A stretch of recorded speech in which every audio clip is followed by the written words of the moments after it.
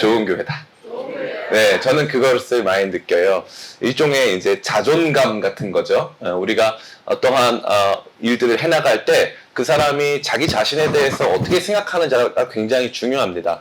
단순히 이 자기 안에 있는 과거의 영광을 추구해서 그것을 기반으로 한 어떤 자신감, 단순히 나 잘해왔으니까 잘할 거야 이 수준이 아니라 내가 못해도 괜찮아. 나는 좋은 사람이야. 우리 참 잘하고 있어. 이러한 자존감이 참 중요하지 않겠습니까? 그래서 저는 여러분과 함께 오늘 저희가 여러분들이 같이 서서 시작하는 그 지점은 과거에 막 영광스러웠던 그런 시간들 그거 잠깐 뒤로 하고 바로 오늘 우리 자신을 바라보면서 일단 우리 좋은 교회다. 그래도 우리 교회 감사할 것이 많다 하는 그 감사의 제목, 소망의 이유에 대해서 시작해 보면서 저와 여러분들이 어떻게 우리가 교사로서 또 셀 리더로서 정말 이 시간들을 잘 감당할 수 있을까 같이 고민하는 시간 되길 간절히 바랍니다. 제가 보니까 저야말로 듣보잡 목사입니다. 물론 그 듣보잡이라는 뜻은 말씀을 한번 듣고 싶고 얼굴을 한번 보고 싶고 은혜 가운데 사로잡히고 싶다 이런 뜻은 아니고요. 그냥 별로 유명하지 않은 동네 목사에 불과하다 이렇게 말씀을 드릴 수 있겠습니다. 제가 아까 소개해 주신 대로 길 건너편 산 너머 후암동에서 목회하고 있고 또 쉐이커스 미니스트리 하고 있는데 저희 단체는 소개해 드리자면 청년들을 주역으로 교회를 대상으로 다음 세대를 섬기는 이 단체입니다. 그래서 저희가 청년들이 대략 저희 단톡방이 있거든요. 청년들 같이 사역하는 단톡방 한 200명 정도 같이 이렇게 모여서 캠프 사역도 하고 캠퍼스 사역도 하고 해외 선교 사역도 하고 또 이렇게 교제도 집필하고 뭐 다양한 이런 일들을 하고 있는 그런 단체 대표로서 섬기고 있습니다. 뭐 제 소개는 될 것 같고 저는 여러분이 좀 궁금합니다. 혹시 저는 영아부 제일 어린 아이들을 섬기고 있습니다. 한번 손 들어볼까요? 저기 박수 한번 쳐주세요. 네. 영화부를 섬기셔서 그런지 다 이렇게 인물도 너무 좋으시고 다 이렇게 젊고 이렇게 밝은 기운이 느껴졌습니다. 너무 반갑습니다. 우리 아이들 잘 부탁드립니다. 저는 이런 서비스도 받으셔야죠. 예. 얼마나 고생이 많으십니까, 그죠? 예. 저는 유치부입니다. 유치부. 네.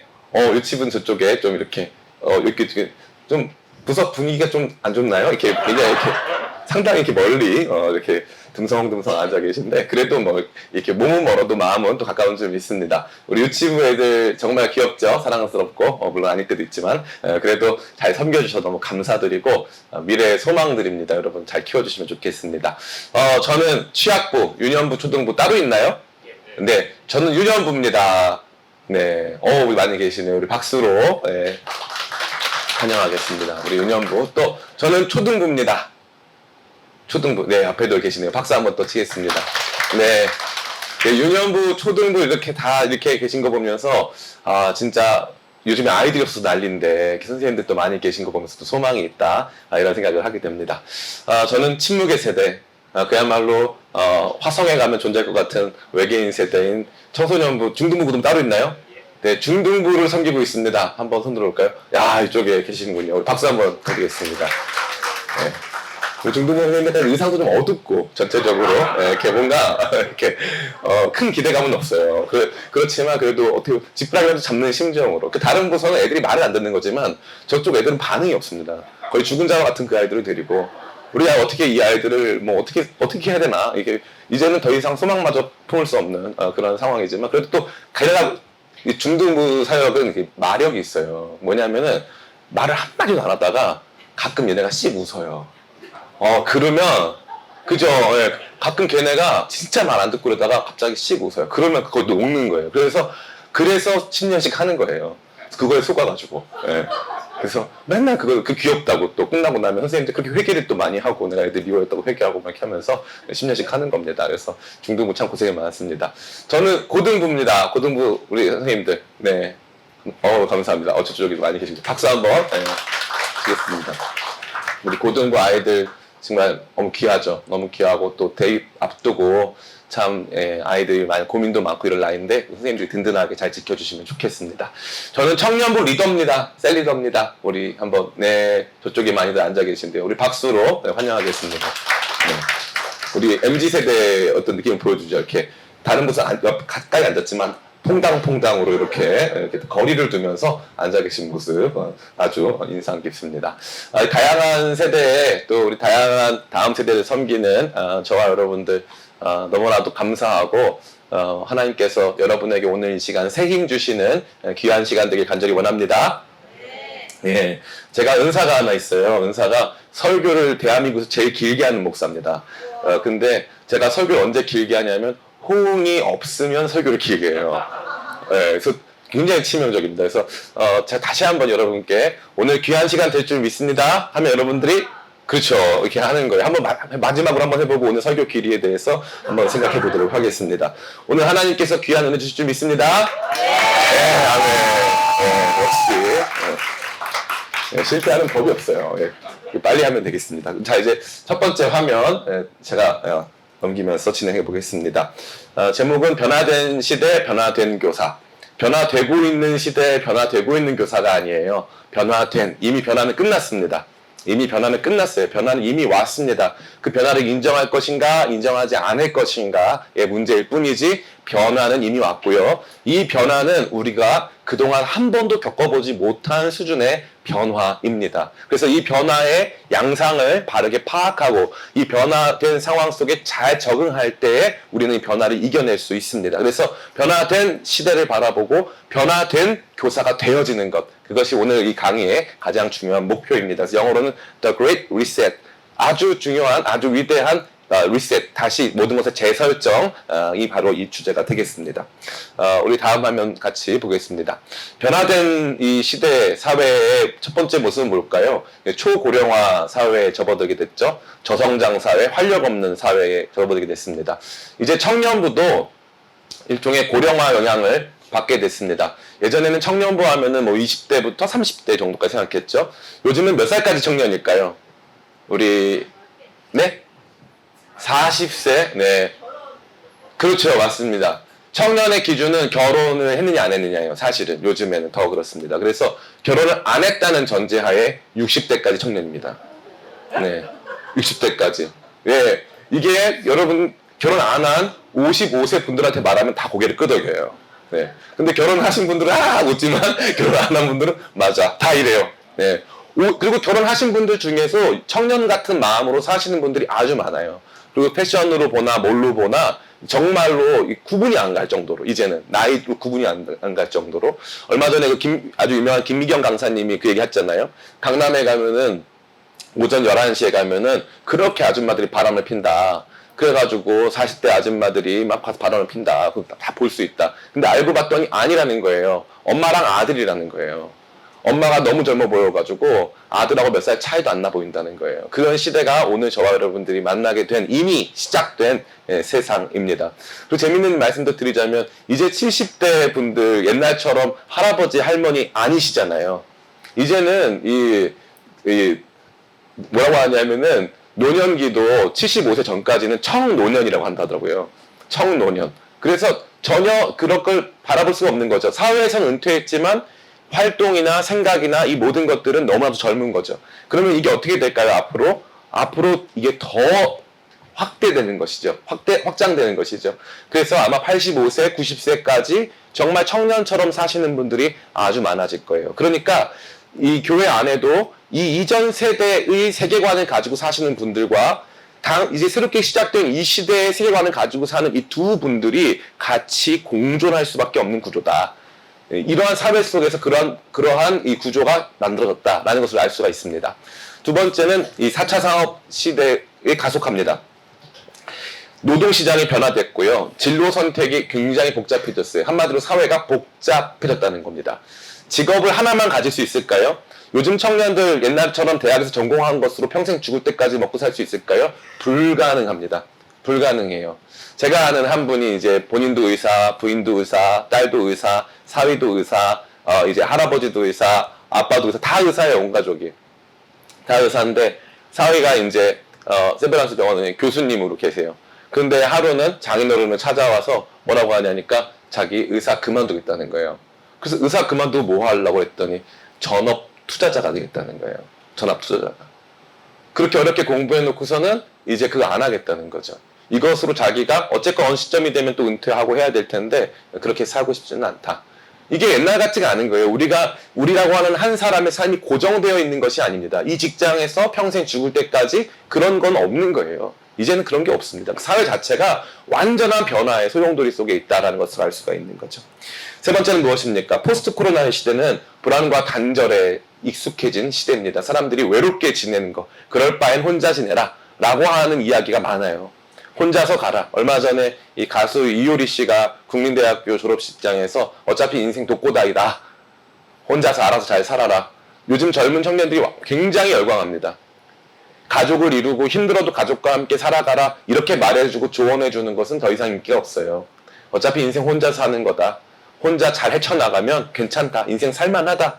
옛날처럼 가족이 같이 있어야 웬만큼의 경제력을 얻을 수 있는 시대가 아니다. 너 혼자서도 충분히 헤쳐나갈 수 있다.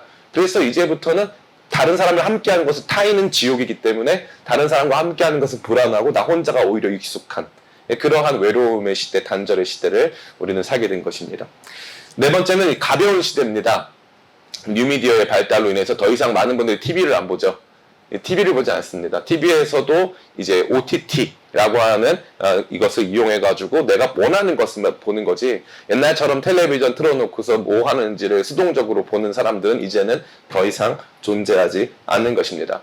이 뉴미디어의 특징은 무엇입니까? 이 뉴미디어는 가볍다라는 것입니다. 영화 2시간이요. 옛날에 뭐 100분씩, 보통 영화 한 편이 100분씩 했는데 요즘 젊은 사람들은 그거 안 봅니다. 100분씩 봐야 할 이유가 전혀 없어요. 왜냐하면 유튜브에 가면은 100분짜리 영화를 20분으로 줄여줍니다. 압축해줘요. 다 그거 봅니다. 다 그거 봐요. 그리고 영상도 3분, 5분 넘어가면 안 봐요. 다 1분 미만의 쇼츠, 릴스를 봅니다.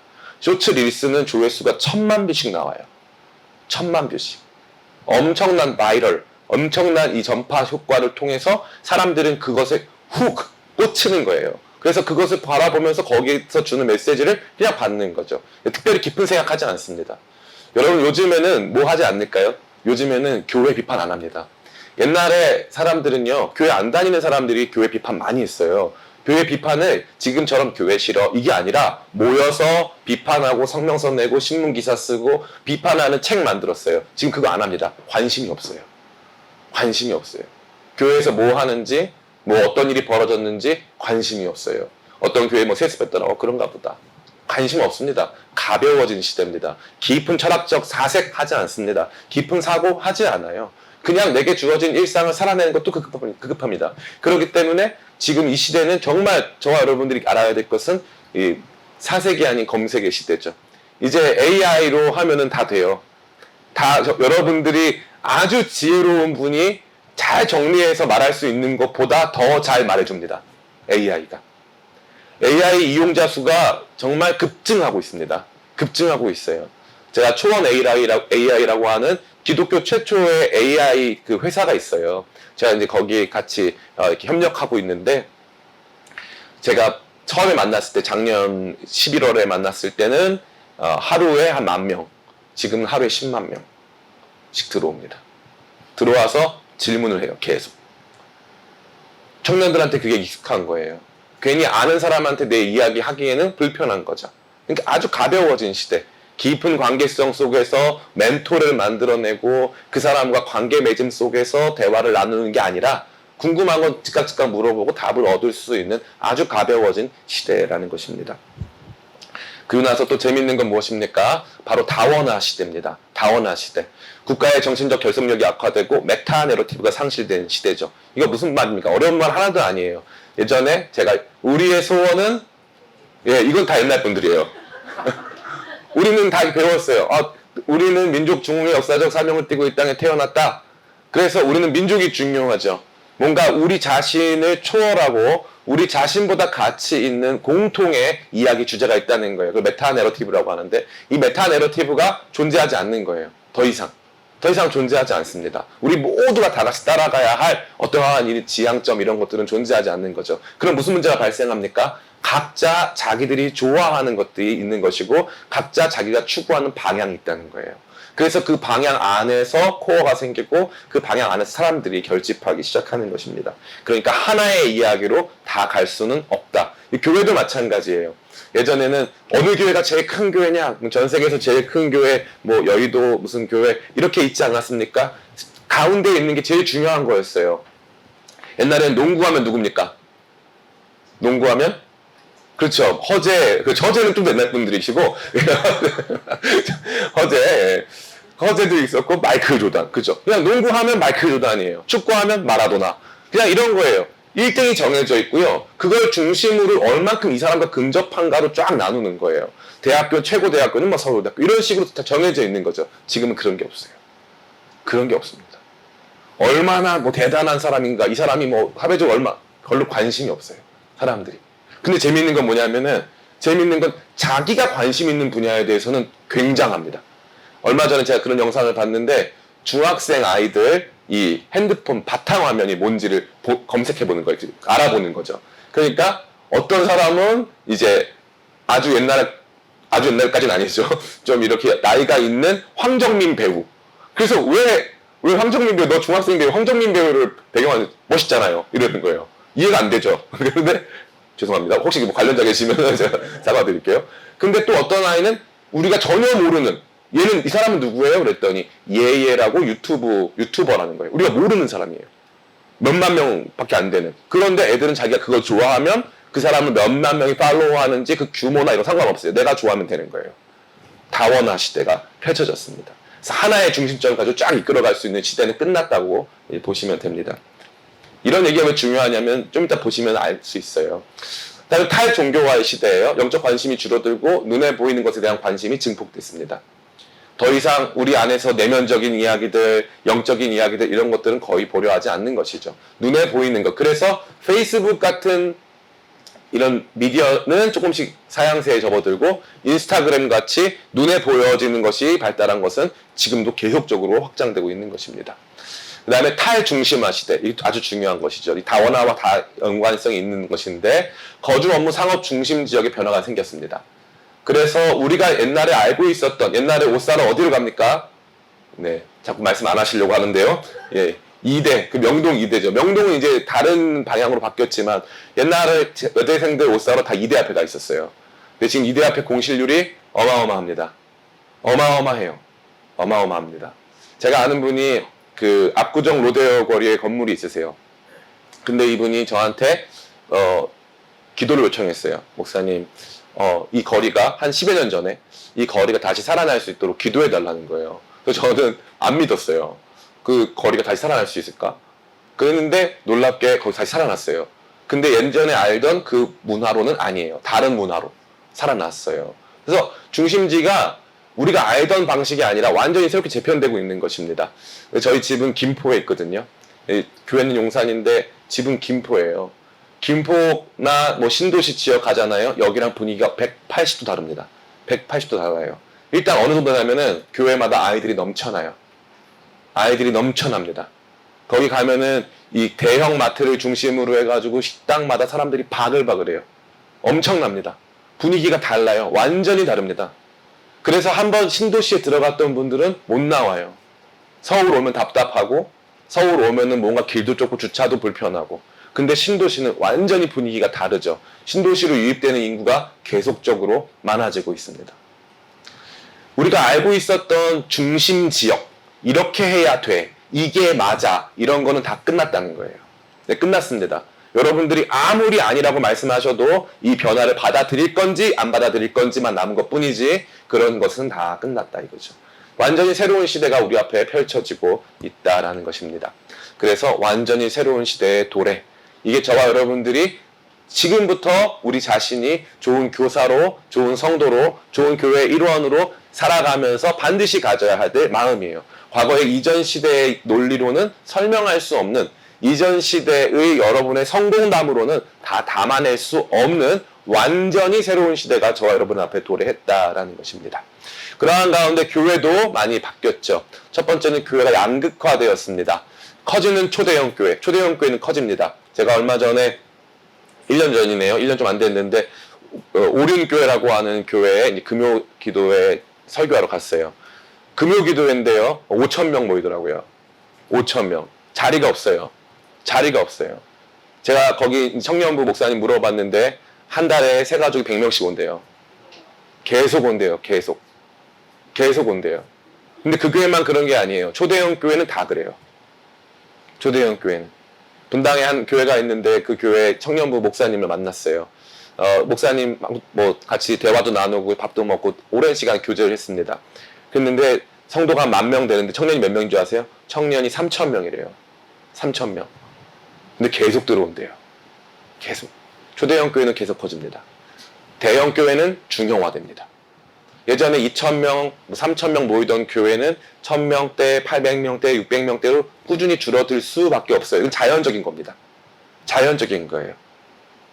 이것을 거부하면은 그 다음부터는 얘기가 달라지고 서로 힘들어지는 거예요. 거부하면 안 돼요. 그냥 자연스러운 거예요. 이것을 역행하면 대단한 일이에요. 역행할 수만 있으면 너무 좋은 일이죠. 그러나 이것은 저만 말하는 게 아니라 미래학자를 비롯한 많은 사람들이 다 말하는 거예요. 한국교회에서. 초대형 교회는 초대형화 되는 거예요. 계속 커집니다. 그러나 중형 교회는 작아질 수밖에 없어요. 대형 교회는 중형화되고 소형 교회는 소형화됩니다. 그리고 개척 교회는요, 망합니다. 저희 교회에 이 건물 이렇게 건물 철거하는 집사님이 있어요. 젊은 집사님인데.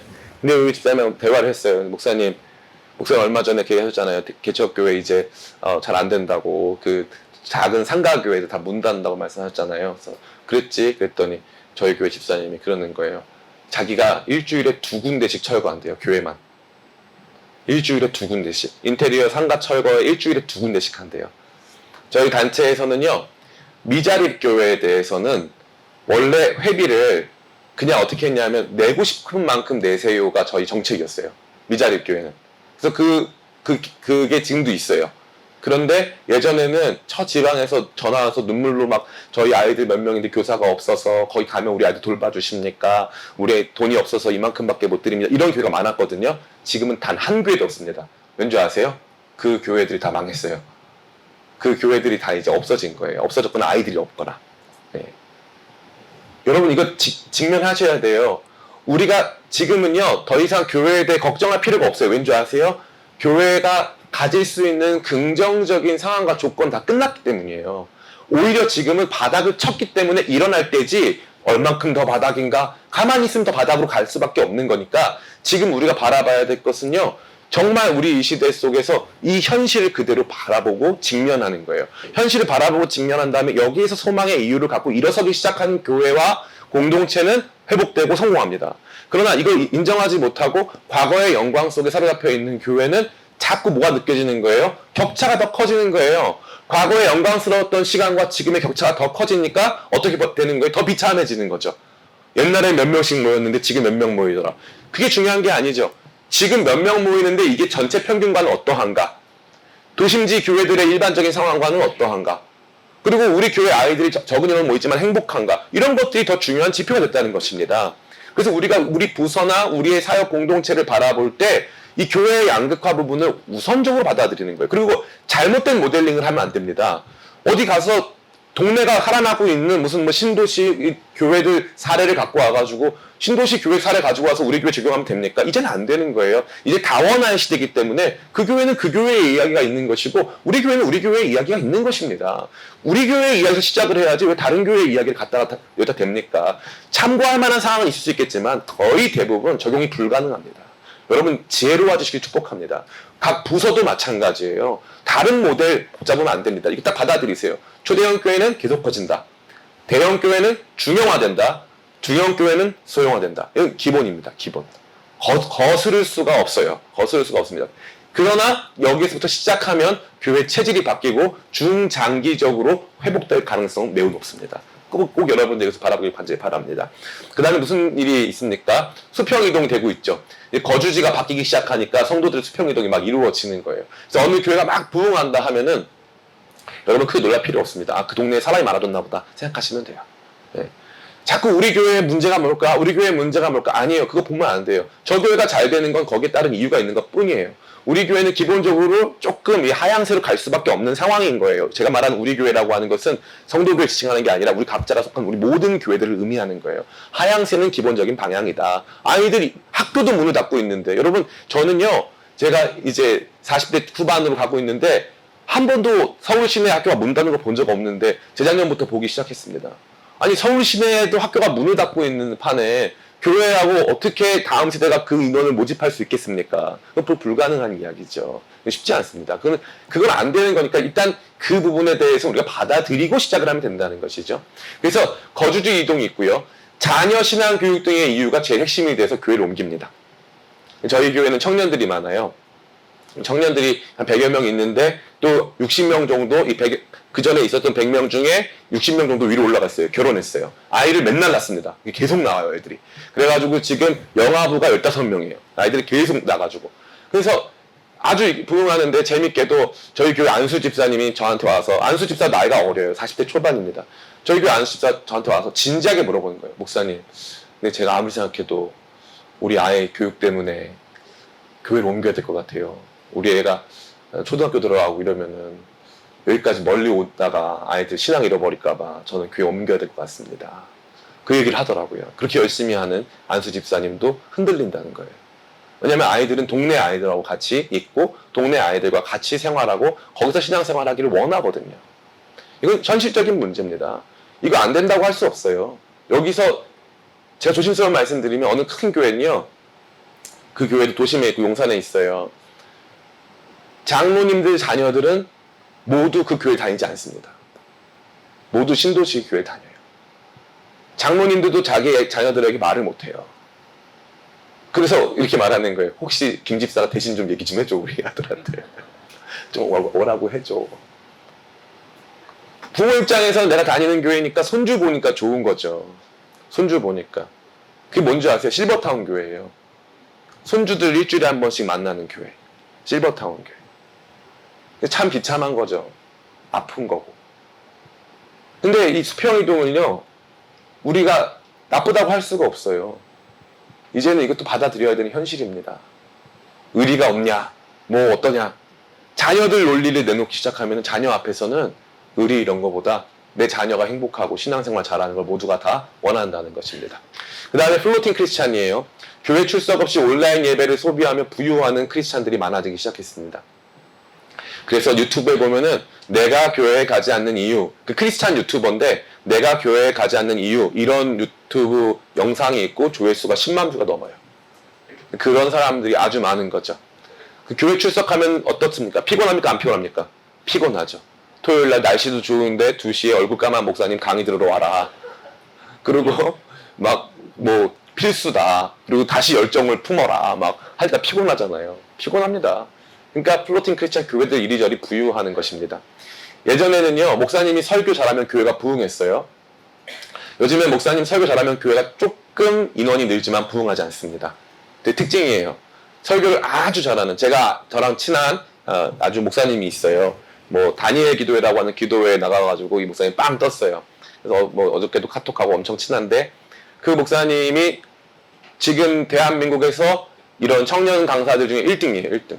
1년 360일 바빠서 도저히 이 섭외를 못해요. 그래서 누가 저한테 연락 와서 섭외해달라고 해가지고 제가 섭외한다고 카톡하고 막 그랬어요. 그 교회 사람들이 수천 명 모이는 줄 알아요. 그 목사님 설교 한번 올라가면 몇만 명씩 보니까. 그런데 그 교회 300명 모여요. 300명. 300명, 400명 왔다 갔다 해요. 왜 그럴까요? 설교 좋다고 사람들이 교회 옮깁니까? 안 옮깁니까? 안 옮깁니다. 왜요? 설교 유튜브로 보면 되거든요. 설교 유튜브로 보면 되는 거예요. 교회를 옮겨야 된다는 건 교회에서 사역하고 활동한다는 건 그래야 할 이유가 있어야 한다는 거예요. 내가 그 교회에 정착해야 할 이유가 있어야 돼요. 그럼 뭐가 제일 확실한 이유가 될까요? 자녀입니다. 자녀. 자녀가 행복해하면은 그 교회에 갈 수밖에 없는 거예요. 제가 어저께 밤에도 가고 오늘도 가는데 이제 부천에 이제 송내 사랑의 교회라고 하는 교회 이제 사경회를 가요.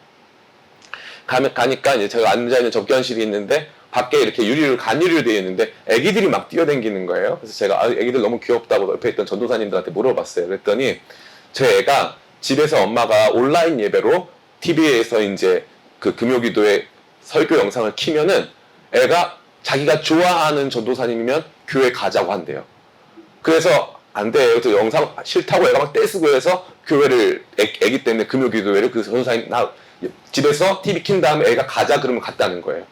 그러니까 이제 애가 맨날 가자는 거예요. 그래서 엄마는 원하지 않는데 금요기도에 맨날 나와요. 애 때문에. 애기 때문에. 이제는 더 이상 교회에 정착해야 할 이유가 크지가 않아요. 그런 상황에서 진짜 우리 교회가 정착할 수 있는 교회냐, 떠돌아다니는 청년들이, 떠돌아다니는 다음 세대가, 떠돌아다니는 다음 세대 부모들이 우리 교회에 정착할 만한 교회냐에 대한 그러한 생각이 굉장히 중요합니다. 요즘에는 사람들이 그 교회의 과거의 영광을 보고 갈까요, 안 갈까요? 안 갑니다.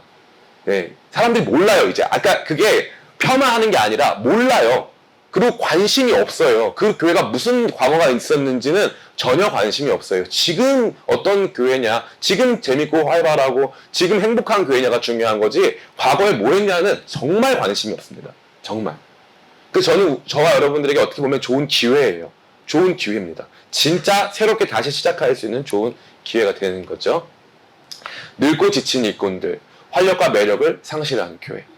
교회에 가니까 예전에는요, 아마 모든 교회들이 다 그런 모습이 있었을 거예요. 앞에 안내하시는 분들이 이렇게 옆에 이렇게 어깨띠 메고 이렇게 막 하면은, 우리 젊은 막 집사님들이, 그때는 집사님이 다 젊었어요. 왜냐하면은 결혼을 20대 초중반에 다 하니까 30대만 돼도 다 집사님들이었거든요. 머리 뒤로 탁 넘기고 아니면 뽀글뽀글 파마해가지고 한 줄로 쫙 서가지고 성도님들 막 이렇게 안내하고 막 그랬어요. 근데 그분들이 지금도 안내를 하세요. 네. 많이 이렇게, 달라지셨죠. 그런데 그분들이 지금도 하시는 거예요. 지금도 계속 해야 되는 거예요. 그러면 어떻게 해야 되는 겁니까? 그 밖에서 봤을 때는 이게 활력과 매력을 많이 상실한 거예요. 활력이 많이 죽어 있는 거죠. 주중 예배 참석 인원도 줄어들고, 가야 할 이유도 없고, 행복도도 줄어들고. 그 행복한 교회가 돼야 돼요. 근본적으로 교회를 행복하게 만드는 일에 집중해야 해요. 인원수는 이제는 별로 중요한 문제가 아니에요. 어차피 작아질 거니까. 그걸 역전시키려고 하면 안 돼요. 인원수 역전시키려고 하는 일들이 우리 피곤하게 해서 행복하지가 않다? 그러면 더 작아져요. 인원수는 적어도 정말 함께해서 기쁜 사람들이, 진짜 행복한 사람들이 만들어지면 그 다음부터는 작지만 힘 있는 교회가 되고 다시 일어날 수 있는 교회가 되는 거예요. 근데 인원수는 많은데 주중에 사람들 주일에 사람들 아무리 많이 모여도 주중에 사람들이 없으면은 창피한 수준이 됩니다. 제가 아는 한 목사님이 계신데 그 교회는 한 2,000명, 3,000명 출석을 해요. 부흥회 때 부흥회 뜨겁게 해보겠다고 분당 우리 교회 이찬수 목사님 모셨대요. 근데 성도들이 300명도 안 왔대요. 네. 제가 청년들한테 물어보고 싶어요. 그런 분 오시면 여러분 올 거예요, 안 올 거예요? 네. 리더들은 와야죠. 왜냐면 안 오면 뭐 리더가 돼서 안 왔네, 뭐 그런 압박을 받으니까. 제가 그냥 청년이면은 제가 잘 모르는 분이고 관심도 없고 이러면 그냥 안 올 것 같아요. 다 그래요. 주중 생활 다 바쁘기 때문에. 필라테스도 가야 되고 바빠요. 다 일정이 있어요. 요즘은요, 모이기가 제일 힘들어요. 모이려면 몇 개월 전부터 이걸 잡아서 해도 모일까 말까입니다. 모일까 말까예요. 방향성을 상실했습니다. 어디로 가야 할지를 모르는 거죠. 제가 눈에 듣는 말이 그거예요. 목사님, 우리는 어디로 가야 됩니까? 어떤 방법이 있을까요? 많은 분들이 방법과 방향을 저한테 물어봐 주시고, 또 거기에 많은 관심이 있는데, 여러분이 방법과 방향은 정해져 있어요. 정해져 있어요. 시대의 필요에 우리가 뭔가를 줄 수 있으면 되는 거예요. 시대의 필요에 뭔가를 먹을 게 있으면 오는 겁니다.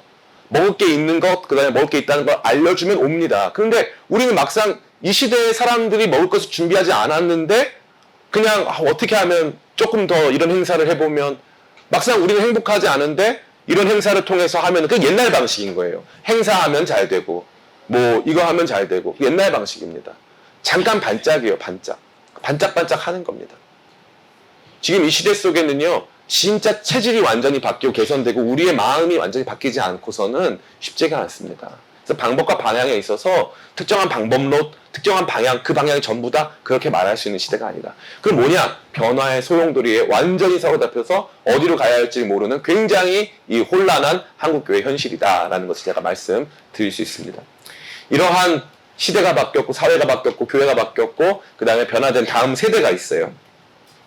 이 아이들은 재밌습니다. 선진국에 태어났어요. 우리나라를 이렇게 보면요, 50년대에서부터 70년대까지 태어나신 분들은 후진국에 태어났어요. 후진국 마인드가 있어요. 야, 그때 말도 마라. 그때 배고파서 수돗물에서 수도과에서 물 틀어서 먹었다. 그게 실제로 우리가 아는 사람들 중에 그런 사람이 몇 명 있거든요. 그러니까 이제 그게 서로 납득이 되는 거예요.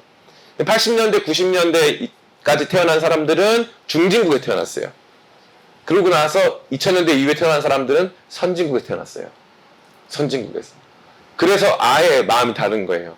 제가 이제 개척한 지 9년 됐는데, 얼마나 그래도 9년 됐으니까 첫 해에 100명, 두 번째에 200명 돌파하고, 하다가 중간에 큰 어려움이 있었어요. 그래가지고 성도님들 많이 나가시고, 해가지고 제가 정말 죽을 뻔했어요. 저희 집사람 암 걸리고. 예, 막 그래가지고 너무 힘든 일이 많았어요. 그런데 이제 작년에 코로나가 끝나고 청년 리더들이랑 모여가지고, 이제 영종도 가가지고 청년 리더 회의를 한 거예요. 그래서 이제 새로 우리 교회에 들어온 친구들이 많이 있으니까 제가 개척할 때 힘들었던 얘기도 하고, 참 우리가 왜 이런 모습이냐 하면 그때 이런 어려움들이 있어가지고 이랬다. 그랬더니 저희 교회 청년부 회장인데 이 친구는 굉장히 부잣집 아들이에요. 이 친구가 저한테 그러는 거예요. 목사님 죄송한데 우리가 왜 목사님이 힘들었던 이 얘기를 들어야 할까요? 저는 근데 그 말을 딱 듣는데 그때 제가 제 인생이 바뀌었어요. 맞아. 새로운 세대는 이 이야기에 공감할 수 없고 이 이야기가 다가오지 않는 거구나. 제가 무릎을 탁 치고 자유해졌어요. 그러면 우리 새롭게 시작할 수 있겠구나. 그러면 우리 과거에 힘들었던 얘기, 그것 때문에 트라우마 생겨가지고 못하는 게 아니라 그 얘기 그냥 하지 말고 우리 잘할 수 있다라고만 하면 되겠구나. 그러고 나니까 사역이 너무 잘 되는 거예요. 젊은이들이 그 얘기는 안 듣고 그냥 우리 교회 좋은 교회 이것만 외치고 할 수 있어 하니까 청년들이 막 살아나는 거예요. 행복해지는 거예요. 너무 신기하더라고요. 선진국에서 태어난 아이들이에요. 그러니까 이런 얘기들은요, 그 아이들한테는 그렇게 와닿지가 않습니다. 과거의 이야기, 우리가 어떤 형편 속에서 북에서 내려와서 어떠한 시간들을 겪고 제가 너무 찔렀나요? 죄송합니다. 이 부분에 대해서는 제가 오프 더 레코드 나중에 좀 지워주세요. 네. 왜냐하면 이게 여기 교회, 성도교회 얘기뿐만 아니라 후암동에 있는 많은 교회들의 이야기고, 예. 충영교회를 비롯한 많은 교회들의 이야기잖아요. 애들이 어떻게 알아요, 그거를? 그거를 아는 게 더 이상하지 않을까요? 걔네들이 막 거기 공감하고 맞아요, 막 이러면서 그때 흥남부두에서 막 애들이 막 이러면 이상한 거잖아요. 예. 예. 일사후퇴 때 우리 막 그러면서 막. 예술이 이상한 겁니다, 그거는. 예. 완전히 달라졌어요. 사양 평준화된 생활 수준이고 안정이라는 목표예요. 그래서 요즘 아이들한텐 극복이라는 주제가 없어요. 극복. 힘들어도 해내서 돌파해서 성취할 게 없는 거예요. 제가 재밌는 얘기 드릴게요. 강남에 가면요, 최근에 이제 분양하려고 하는 아파트가 있는데 49제곱미터인데 분양가가 15억이래요. 그럼 제가 사는 동네 김포에 가면요, 4억만 되면은 그 32평형 아파트 제가 사는데 아파트 너무 좋아요. 커뮤니티 시설도 너무 좋아요. 상상을 초월합니다. 뭐만 없으면 돼요. 내가 강남에 살고 싶은 마음만 없으면 천국이에요. 천국입니다. 거기 있을 거 다 있어요. 네, 있을 거 다 더 편합니다. 거기 가야 할 이유만 없으면 되는 거예요. 그럼 자녀가 없잖아요? 천국이에요. 천국이에요. 행복합니다. 요즘 청년들 마찬가지예요. 굳이 극복해서 성취해가지고 좋은 대학 가가지고 막 피 터지게 싸워가지고 뭔가 쟁취해야 할 이유가 있습니까? 없어요. 그렇게 해가지고 대기업 갔어요. 대기업 가면 무슨 일이 발생합니까? 경쟁에서 밀리고 조기에 은퇴해야 돼요. 10여 년 전쯤에 제가 이 서초동에 있는 교회 부교역자로 있었어요. 그때 이제 서울교대라고 바로 옆에 있었는데 서울교대 가기가 굉장히 어려웠어요. 저희 교회에도 그 병설유치원 원장님 하는 우리 자매가 있어요. 임용고사 본다고 죽을 뻔했어요. 근데 지금 뭐 하는 줄 아세요? 그 유치원이 없어져가지고 일단 놀아야 돼요. 선진국에서 태어난 아이들은 무서운 거예요. 안정된 삶, 부모가 나한테 주었던 것만큼도 자기가 얻기가 쉽지가 않아요. 그래서 뭐 대단한 걸 꿈꾸고 엄청난 것을 기대하는 인생은 없습니다. 없어요. 그건 우리 아이들한테는 주어지지 않아요. 그래서 부서 활동하면서 야 우리 막 해가지고 막 몇백 명 돌파하자, 이거 애들한테 와닿지가 않는 거예요. 특별히 청년부. 우리 몇 명 돌파하자. 이거 그게 뭐예요? 우리는 안 행복한데. 그러면 안 되는 거죠.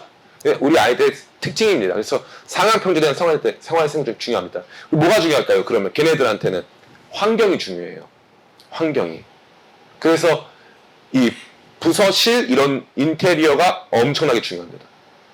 제가 그런 잘 되는 교회들도 많이 가잖아요. 많이 갑니다. 잘 되는 교회들도. 가면은 다른 일반 교회는 다른 두 가지가 있어요. 일단 부서실이 달라요. 부서실이 완전 다 너무 좋아요. 그리고 유튜브가 달라요. 거기 전도사님들 패션도 되게 달라요. 이제 우리가 이제 그걸 선택할 거냐 말 거냐. 정말로. 내가 학부모라면 우리 아이는 어느 교회에 보내고 싶으냐. 이게 굉장히 중요한 문제입니다. 근데 애들이 외로워요. 재밌게도. 애들이 외로움 많이 탑니다. 혼자 태어나가지고 혼자 자라는 아이들이죠. 이게 우리나라가 이제는 옛날에 다둥이 그러면 3명, 4명이 다둥인데 지금은 2명부터 다둥이에요. 2명부터. 네. 근데 대부분 다 이렇게 외동들이죠.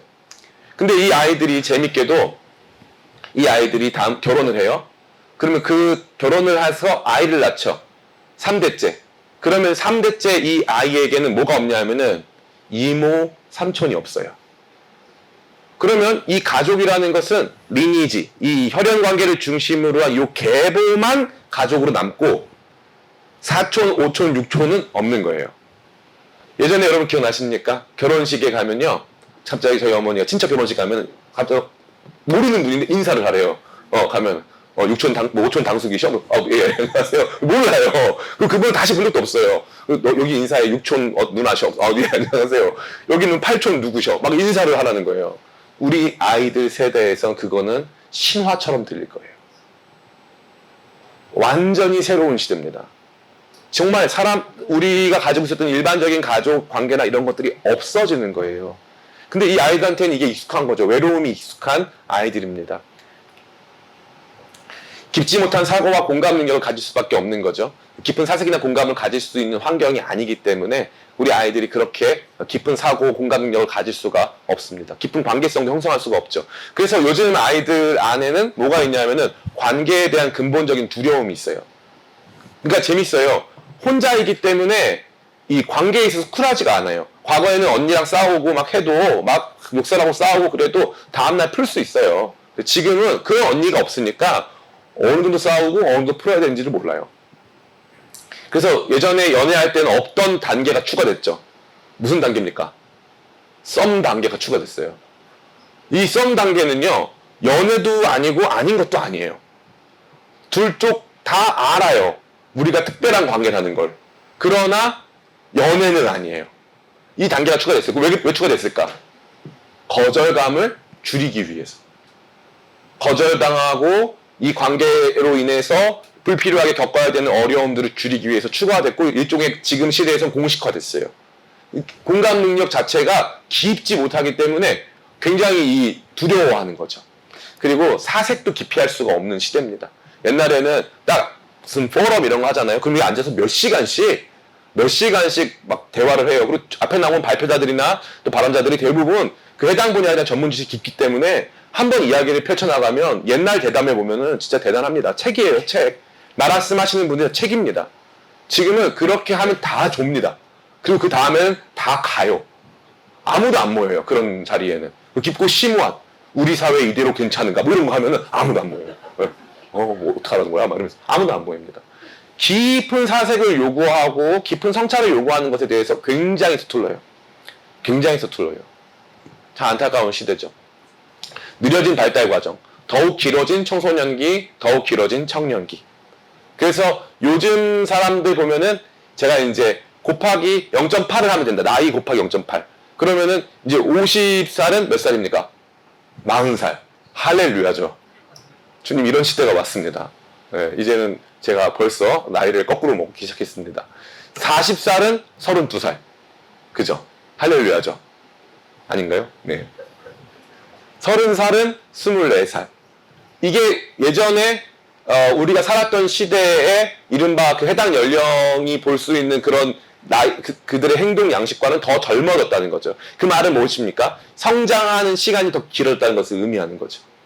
전 지금도 기억나는데 저희 형님이 이제 89학번이었어요. 그러면은 20살 대학생인데 가죽으로 된 서류 가방을 들고 다녔어요. 이렇게 대학생들이 가죽으로 된 서류 가방을. 그럼 보면은 지금 생각해 보세요, 여러분. 우리 애가 대학교에 들어갔는데 엄마 나 가죽으로 된 서류 가방 사줘. 그 걔가 이거를 들고 다닌다고 생각해 봐요. 그 얼마나 어색해요. 우리 그때는 다 그랬어요. 그럼 걔네들이 다 어떻게 했냐? 그 민주광장 뭐 이런 학교마다 광장 이런 게 있단 말이에요. 그럼 거기 모여가지고 시대, 역사, 인간, 사랑 이런 걸 논했어요. 20살짜리들이. 지금 애들이 모여서 그런 거 합니까? 핸드폰 하죠, 애들. 다 모여서 핸드폰을 해요. 완전히 다른 시대입니다. 그렇기 때문에 우리가 청년부라던가 청소년부 이런 부서들을 대할 때 옛날과 달라야 돼요. 제가 처음에 사역할 때만 하더라도 청년부 사역 시작할 때만 하더라도 설교를 굉장히 진지하게 했어요. 정말 진지하게. 그리고 제가 좋아했던 뭐 김남준 목사님, 뭐 김동호 목사님 이런 분들 제가 너무 옥하는 목사님 너무 좋아했기 때문에 설교 한 편을 쓸 때마다 논문처럼 썼어요. 근데 지금은 그렇게 하지 않습니다. 그렇게 하면은 일단 조회수가 안 나와요. 그리고 그렇게 하면은 그 설교를 이해하는 사람 아무 다 졸아요. 다 좁니다. 관심이 없어요. 그러니까 그거 왜 그러냐면은 제가 설교를 못하는 것도 있겠지만 재밌게도 지금 청년들이 듣고자 하는 내용과 달라서 그래요. 그러면 그 청년들이 문제가 있느냐? 아니에요. 다 같이 길어졌는데 왜 청년들이 문제입니까? 문제 없어요. 저는 MZ세대 절대 문제 없다고 생각합니다. 문제 없는 세대예요. 예. 우리도 그 나이 때 그랬을 수 있고 그 나이 때 충분히 범할 수 있는 실수들인 거지 그 세대만 특별하게 콕 집어서 문제 있다? 절대 그렇지 않습니다. 저는 오히려 그 젊은 세대들 굉장히 존경스러워요. 그럴 때가 너무 많이 있어요. 개인적으로 손흥민 선수. 정말 너무 존경스러워요. 노력도 많이 하고요. 열심히 사는 청년들 얼마나 많은지 몰라요. 그리고 착해요. 옛날보다. 전체적으로. 착합니다. 그러나 확실한 건 우리가 기대할 수 있는 그런 어떠한 우리가 생각하는 수준의 성숙 이런 것까지를 바라볼 때 굉장히 많은 시간이 걸린다. 그러면 교회 학교 사역도 길어진다는 거예요. 청년대학부도 그 사역의 일환으로서 지금 당장 다 된 사람들이니까 야, 이게 청년부 정도 됐으면 교회 섬겨야지. 야, 청년부 정도 됐으면 주중예배 나와야지. 야, 청년부 정도 됐으면 교회 청소해야지. 이런 게 통한다, 안 통한다? 안 통한다는 거예요. 안 통한다. 옛날에 중고등부 하듯이 떡볶이 사주고 맛있는 거 사주고 행복하게 해주면서 같이 함께하면 같이 합니다. 그러나 청년부기 때문에 뭘 더 해야 한다라는 책임을 부여하는 것, 그건 아직 제가 생각했을 때는 이 시대를 제대로 이해하지 못하는 것이다 라고 말씀드릴 수 있겠습니다. 근데 재밌는 게 있어요. 앞에 말씀드린 이 네 가지 말고 다섯 번째, 그래도 인간, 그래도 아이입니다. 그래서 인간다운 공감과 연결을 추구해요. 서툴지만 추구합니다. 그래서 지금 이 시대는 설교의 시대는 끝났습니다. 설교의 시대는 끝났어요. 요즘에 제가 생각했을 때 가장 설교를 잘하는 사람을 꼽아라. 저는 김창옥 씨. 근데 설교는 아니죠. 우리가 아는 전통적인 의미의 설교가 아닌 거예요. 그러나 어떻게 합니까? 공감을 일으켜내죠. 반응을 유도하고 공감을 일으켜서 그 다음에 결과가 도출이 돼요. 그 다음에. 사람들이 그것에 대해서 좋든 싫든 말이 오가기 시작하는 거죠. 그 왜 그럴까요? 젊은 세대가 됐건 나이 많은 세대가 됐건 이제는 깊은 사색이나 이런 것보다는 원초적이고 직관적인 이야기들에 반응을 합니다. 그러한 상황 속에서 인간다운 공감과 연결을 줄 수 있는 교회에 그러한 사역자들이 요구되고 있는 것이죠. 설교의 시대는 끝났고 제가 얼마 전에도 어저께인가요? 필라델피아에 최근에 개척한 어떤 목사님이 연락이 왔어요. 형님 너무 힘듭니다. 왜? 성도들이 떠났어요. 뭐 하려고 그랬어? 그랬더니 본인이 신약학과 박사예요. 박사니까 이제 성경 잘 가르쳐 주려고 했대요. 성경을 잘 가르쳐 주는데 그분들이 배우시겠대? 물어봤어요. 안 배우죠. 배우려고 하는 성도도 없습니다. 배우고 싶어 하지 않아요. 아주 재밌어요. 교회에서 그런 프로그램, 그러니까 이거예요. 저희 배우고 싶어요. 그러면 저희가 이제 만들어요. 프로그램을. 신청은 안 해요. 배우고 싶다 그래서 만들었는데 신청은 안 해. 저희 부서에 교사 세미나가 필요합니다. 당일날 안 와. 이런 거예요. 재밌어요. 그러면 무슨 뜻이에요? 교회에서 다 같이 만들어주는 걸 원하는 거예요? 아니면 자기한테 맞는 걸 원하는 거예요? 자기한테 맞는 걸 원하는 거죠. 우리가 잘 봐야 되는 거예요. 청년들이 다 싫어하고 선생님이 다 싫어하는 게 아니에요. 맞춰주길 원하는 거예요. 맞춰주길 원하는 거. 공감받기 원하는 거. 이게 다음 세대도 마찬가지입니다. 우리 아이들도 맞춰주기를 원하고 있어요. 그러면 이 아이들도 반응하고 살아나고 회복될 수 있다는 것입니다. 그래서 부서에 저는 앞에 4가지보다 5번째가 제일 중요한 지점이에요. 우리가 뭔가를 시작할 수 있는 지점. 그래도 아이, 그래도 인간. 아이고 인간이니까 이 지점에서부터 시작을 하는 거예요. 설교보다 더 중요한 거는 이제는 신방입니다. 신방. 100%예요. 100%. 설교보다 신방이 훨씬 중요한 시대가 됐어요. 왜냐하면 설교를 하는데 그 자리가 없어. 그리고 이제는 관계성이 형성되지 않으면 들으려 하지 않습니다. 내가 좋아하는 사람의 이야기를 들으려 하는 것이지 설교를 들으려 하는 게 아니에요. 내가 좋아하면 무슨 말도 듣습니다. 나랑 친하면 무슨 말도 들어요. 그런데 나랑 관계성이 없으면 들으려 하지 않습니다. 아주 중요한 시대가 다가온 것이죠. 예. 그 다음에 이제 이 뒤로는 어떻게 갈까요? 뒤로는 요건가? 네. 이러한 상황 속에서 우리 하나님의 대안이 뭐냐? 하나님의 대안은 교사입니다. 교사. 제가 이 얘기 꼭 드리고 싶은데 인천에 어떤 큰 교회가 있어요. 한 4,000명 정도 모입니다. 이 교회 우리 교단 교회고요. 이 제자 훈련을 아주 열심히 하는 교회입니다. 근데 이 교회가 특징이 있는데 성도가 4,000명인데 부목사님이 빵명이에요. 담임 목사님이 한 분과 교회 중직자들이 교회를 이끌어요. 교회 중직자들이 이제 교회가 이제 위치한 지역에 있는데 그 위치한 지역에서 교회 중직자들이 우리 인천 송도 지역에서 송도들이 많이 오니까 송도 캠퍼스 개척하자 해가지고 교회 중직자들이 나가서 송도 캠퍼스 개척했어요. 평신도가 사역을 다 합니다. 평신도가. 지금 이 시대에 요구되어지는 교회의 모습 중에 하나예요. 왜 그럴까요? 요즘에 부교역자 뽑기가 쉽다 어렵다? 어렵다. 여러분 잘 모르시죠? 예, 저희 교회에 예전에 부교역자 공고를 내면은 이력서가 저희 작은 교회지만 30통 들어왔어요. 30통. 지금은 한 통 들어옵니다. 한 통. 그래서 제가 그 전도사님을 만났어요. 9월 달에 우리 교회 너무 괜찮을 것 같더라고요. 그래서 우리 교회 와달라고 제가 얘기를 했어요. 9월에. 그랬더니 이분이 생각해보겠대요. 그거까지 괜찮아요. 사람 생각해볼 수 있죠. 생각하셔야죠. 전도사님 그 귀하신 분이 한 번 신청하신 유일한 신청자이신 그분이 원하시는 대로 생각의 시간을 드렸습니다. 그 생각의 시간을 드렸고 저는 기다렸죠. 그리고 심지어 그분을 제가 신대원 가서 만났어요. 그래서 만나가지고 길에서 만나서 전도사님 생각해봤냐 했더니 예 목사님 이렇게 하고 목사님 근데 커피 드시겠어요? 그래서 저는 대화를 좀 하겠다. 그럼 커피 먹자 했더니 커피를 사서 저를 손에 쥐어주고 자기는 가야 된대요. 갔어요. 그러고 나서 연락이 없어. 그러니까 우리는 부서 사역자가 있어야 되는데 부서 사역자 9월 달에 먼저 얘기했고 10월 말에 만났는데 아직도 답이 없는 거예요. 제가 우리 부목사님한테 물어봤어요. 아직도 답이 없냐? 답이 없대요. 답이 없대요. 그래서 그럼 싫다는 뜻이겠지? 제가 이 메시지 커피를 사서 제 손에 쥐어주고 간 이 메시지가 뭔지 몰라서 젊은 사역자들한테 물어봤어요. 이거 무슨 뜻이냐 했더니 미안하다는 뜻이라는 거예요. 미안하다 안 간다 이 뜻이라는 거예요. 그래서 저는 그 1고백 저는 고백 많이 했죠. 3고백 1까임 1차임 당한 거예요. 진짜 차였어요. 근데 그러고 나서 제가 이제 안식월로 이제 폴란드를 갔는데 12월 달에 우리 부목사님이 카톡이 왔어요. 목사님 9월 달에 그 전도사님이 이제 결정했답니다. 오신대요. 제가 어떻게 했는지 아세요? 할렐루야. 오시라고 해라. 그래서 모셨어요. 저희 교회 사역해요. 너무 좋은 분이었어요. 알고 봤더니 신기했어요. 이제 부교역자들이 사역을 안 합니다. 많은 사람들이 이겼을 재정적인 상황 아니에요.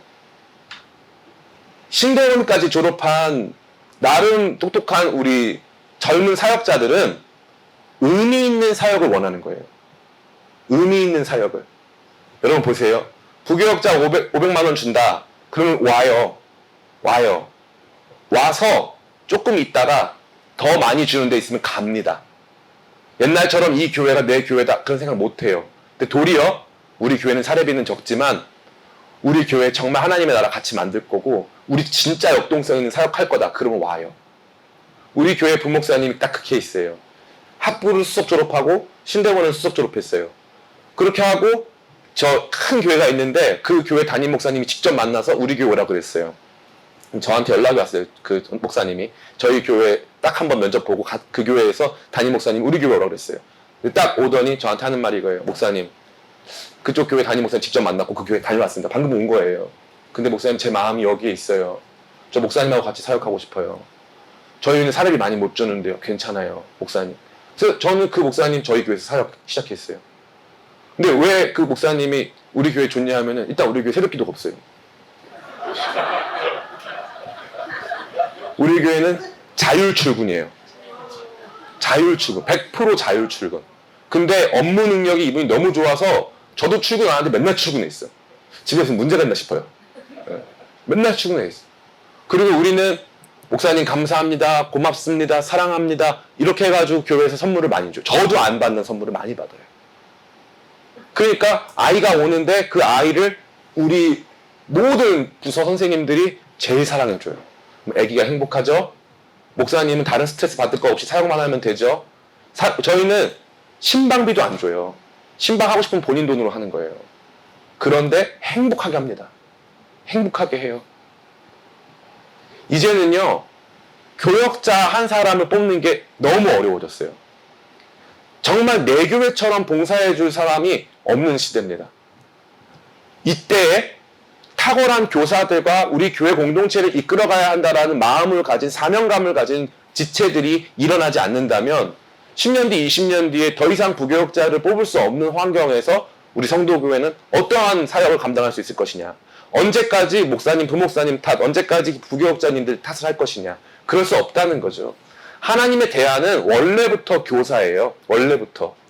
그래서 신명기 말씀에도 들으라 이스라엘, 하나님은 한 분이시니 하나님을 사랑하라. 너는 이 말씀을 너의 바깥 문설주에 새기고 네 이마에 새겨라. 미간에 붙여라.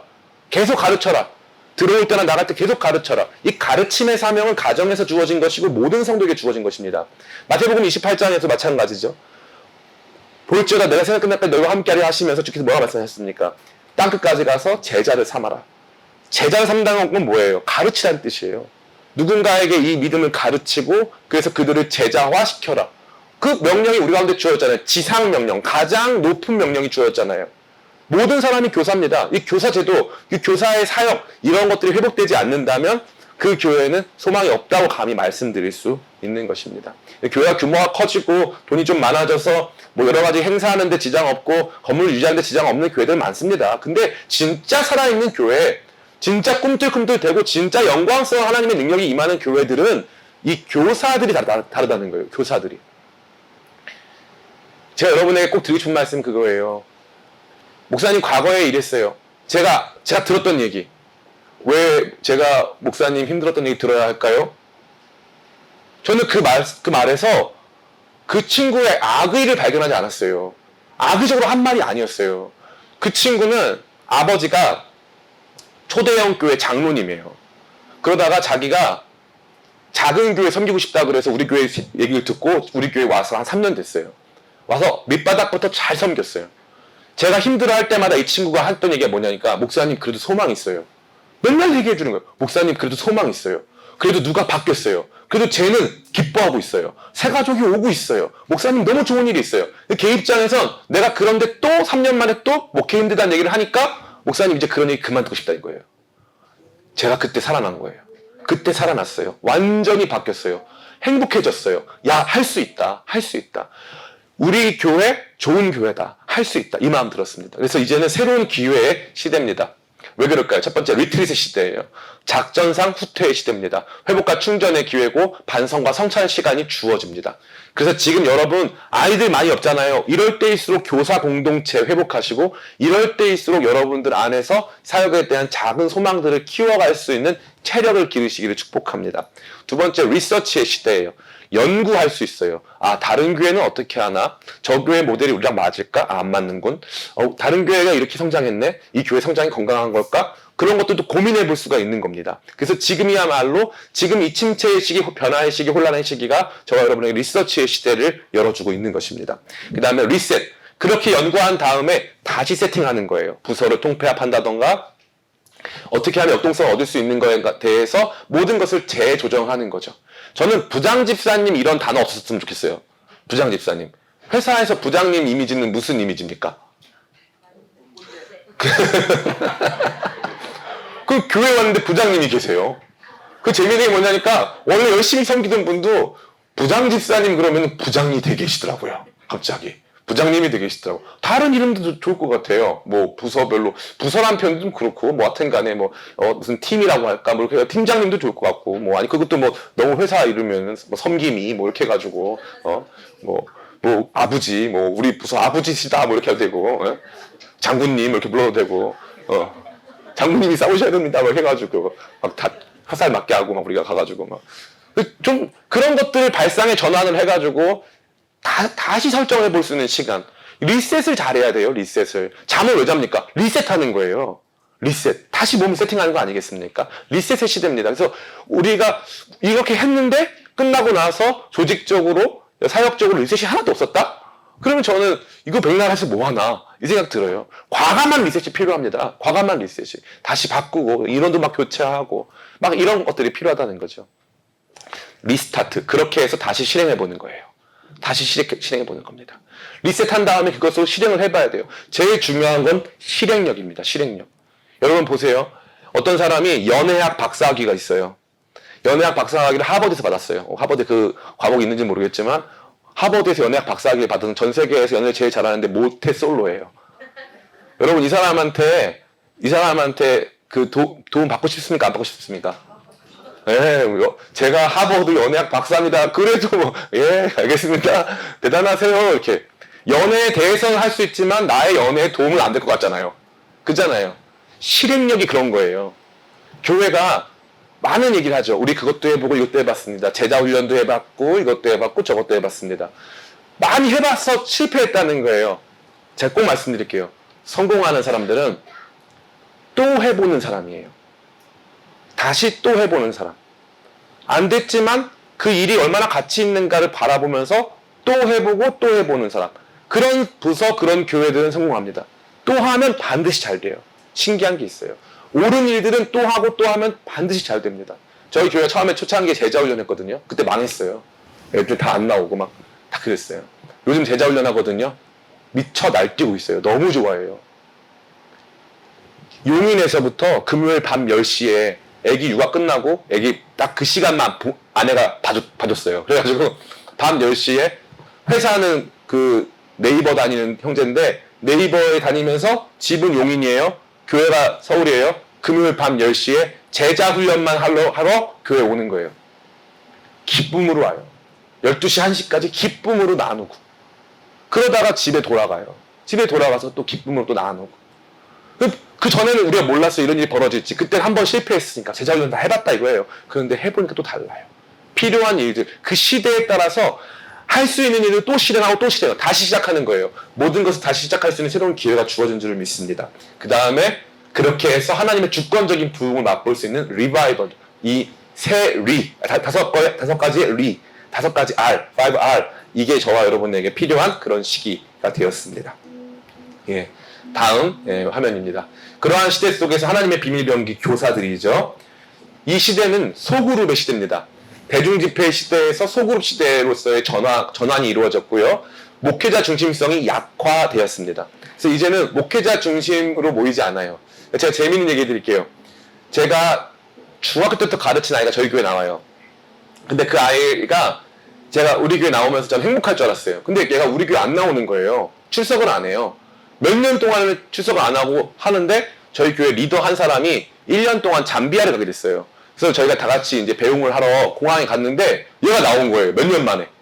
그래서 야, 너 교회도 안 나오고 나한테 연락도 없었는데 왜 이 언니 갈 땐 나왔냐 했더니 그 얘기가 목사님보다 이 언니가 중요하다는 거예요. 자기한테는. 눈 하나 깜빡 안 하고. 근데 제가 그때 너무 행복했어요. 모든 사람한테 제가 제일 중요하면 얼마나 스트레스예요. 얼마나 스트레스예요. 아, 이게 교회구나. 새끼손가락은 손에 연결되어 있는 거구나. 새끼손가락이 머리에 꼽혀 있는 게 아니구나. 새끼손가락은 손에 연결되어 있는 거구나. 너무너무 놀랐어요. 이 소그룹이 강한 교회. 이 소그룹 다이내믹. 소그룹은요, 그래서 작은 리더들, 작은 목자들이 있어야 되는 거예요. 작은 목자들이 행복하고 작은 목자들이 그 안에서 자기의 목소리를 내면서 작은 목자들이 거기서 사역할 수 있는 그런 환경과 상황이 너무나 중요하다는 거죠. 그래서 우리 교회의 건전성을 확인해 보는 데 있어서 소그룹 리더들이 행복한가, 소그룹이 살아있는가 가장 중요한 문제가 아닐 수 없습니다. 여기서 살아나면 부서에도 부흥이 일어나고 교회에도 부흥이 일어납니다. 두 번째죠.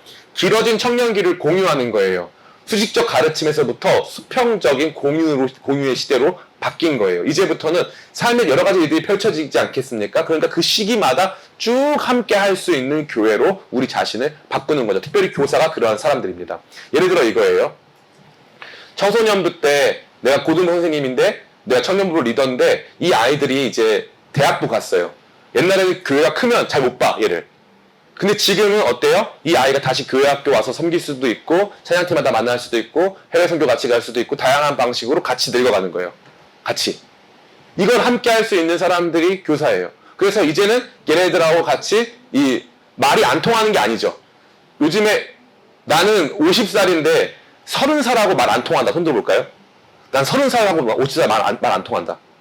재밌는 거는 자매님들 경우에는 아이를 낳으면 30대부터 40대 중반까지 처음에 초산한 사람들끼리 그렇게 친해져요. 저희 교회에 84년생 자매가 최근에 출산을 했어요. 근데 96년생 우리 자매가 출산을 했거든요. 둘이 베프예요. 베프. 함께 같이 가는 거예요. 같이. 길어진 삶의 이 발달 과정을 함께 하는 것으로서의 교사야. 그러니까 단순히 이 주일학교 이끌고 뭐 공과 공부 가르쳐주는 사람이 아니라 삶을 함께 쭉 같이 공유해서 나이 먹어도 말이 통한다니까요. 이제는 말이 통해요. 예, 말이 통합니다. 손흥민, 이강인만 안 통하지 다 통합니다. 예. 세 번째죠. 의존성이 커진 아이들이에요.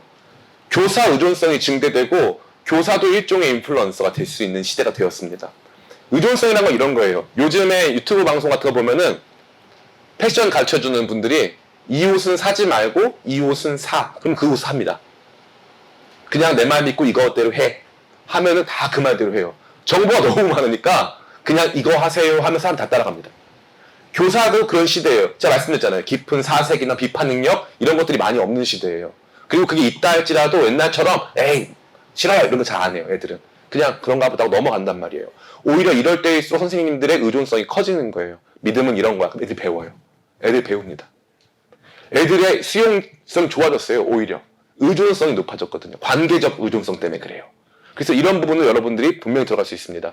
느슨한 연대의 시대. 열정적 연대의 시대를 넘어서 함께의 가치를 공유할 수 있는 시대입니다. 느슨한 연대는 뭐냐면요. 이거예요. 그냥 멀리서 그냥 왔어? 하고 그냥 크게 이 사람들하고 나랑 큰 개입하지 않는 거예요. 옛날에는 야 우리 부서 하나 되자 그러면은 그럼 맨날 교회 와가지고 같이 중창 연습하고 뭐 같이 뭐 준비하고 연극 준비하고 하면서 언니 막 같이 울고 불고 하는 그런 열정적 연대의 시대가 있었어요. 근데 지금은 그런 시대가 아닌 거예요. 그래서 뭐가 가능하냐? 옛날에는 어떻게 애들을 일주일에 한 번 교회 나와가지고 부흥이 있을 수 있겠습니까? 예전에는 그 발상이었어요. 지금 달라졌어요.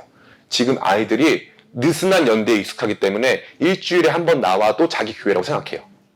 일주일에 한 번 나와도 괜찮아요.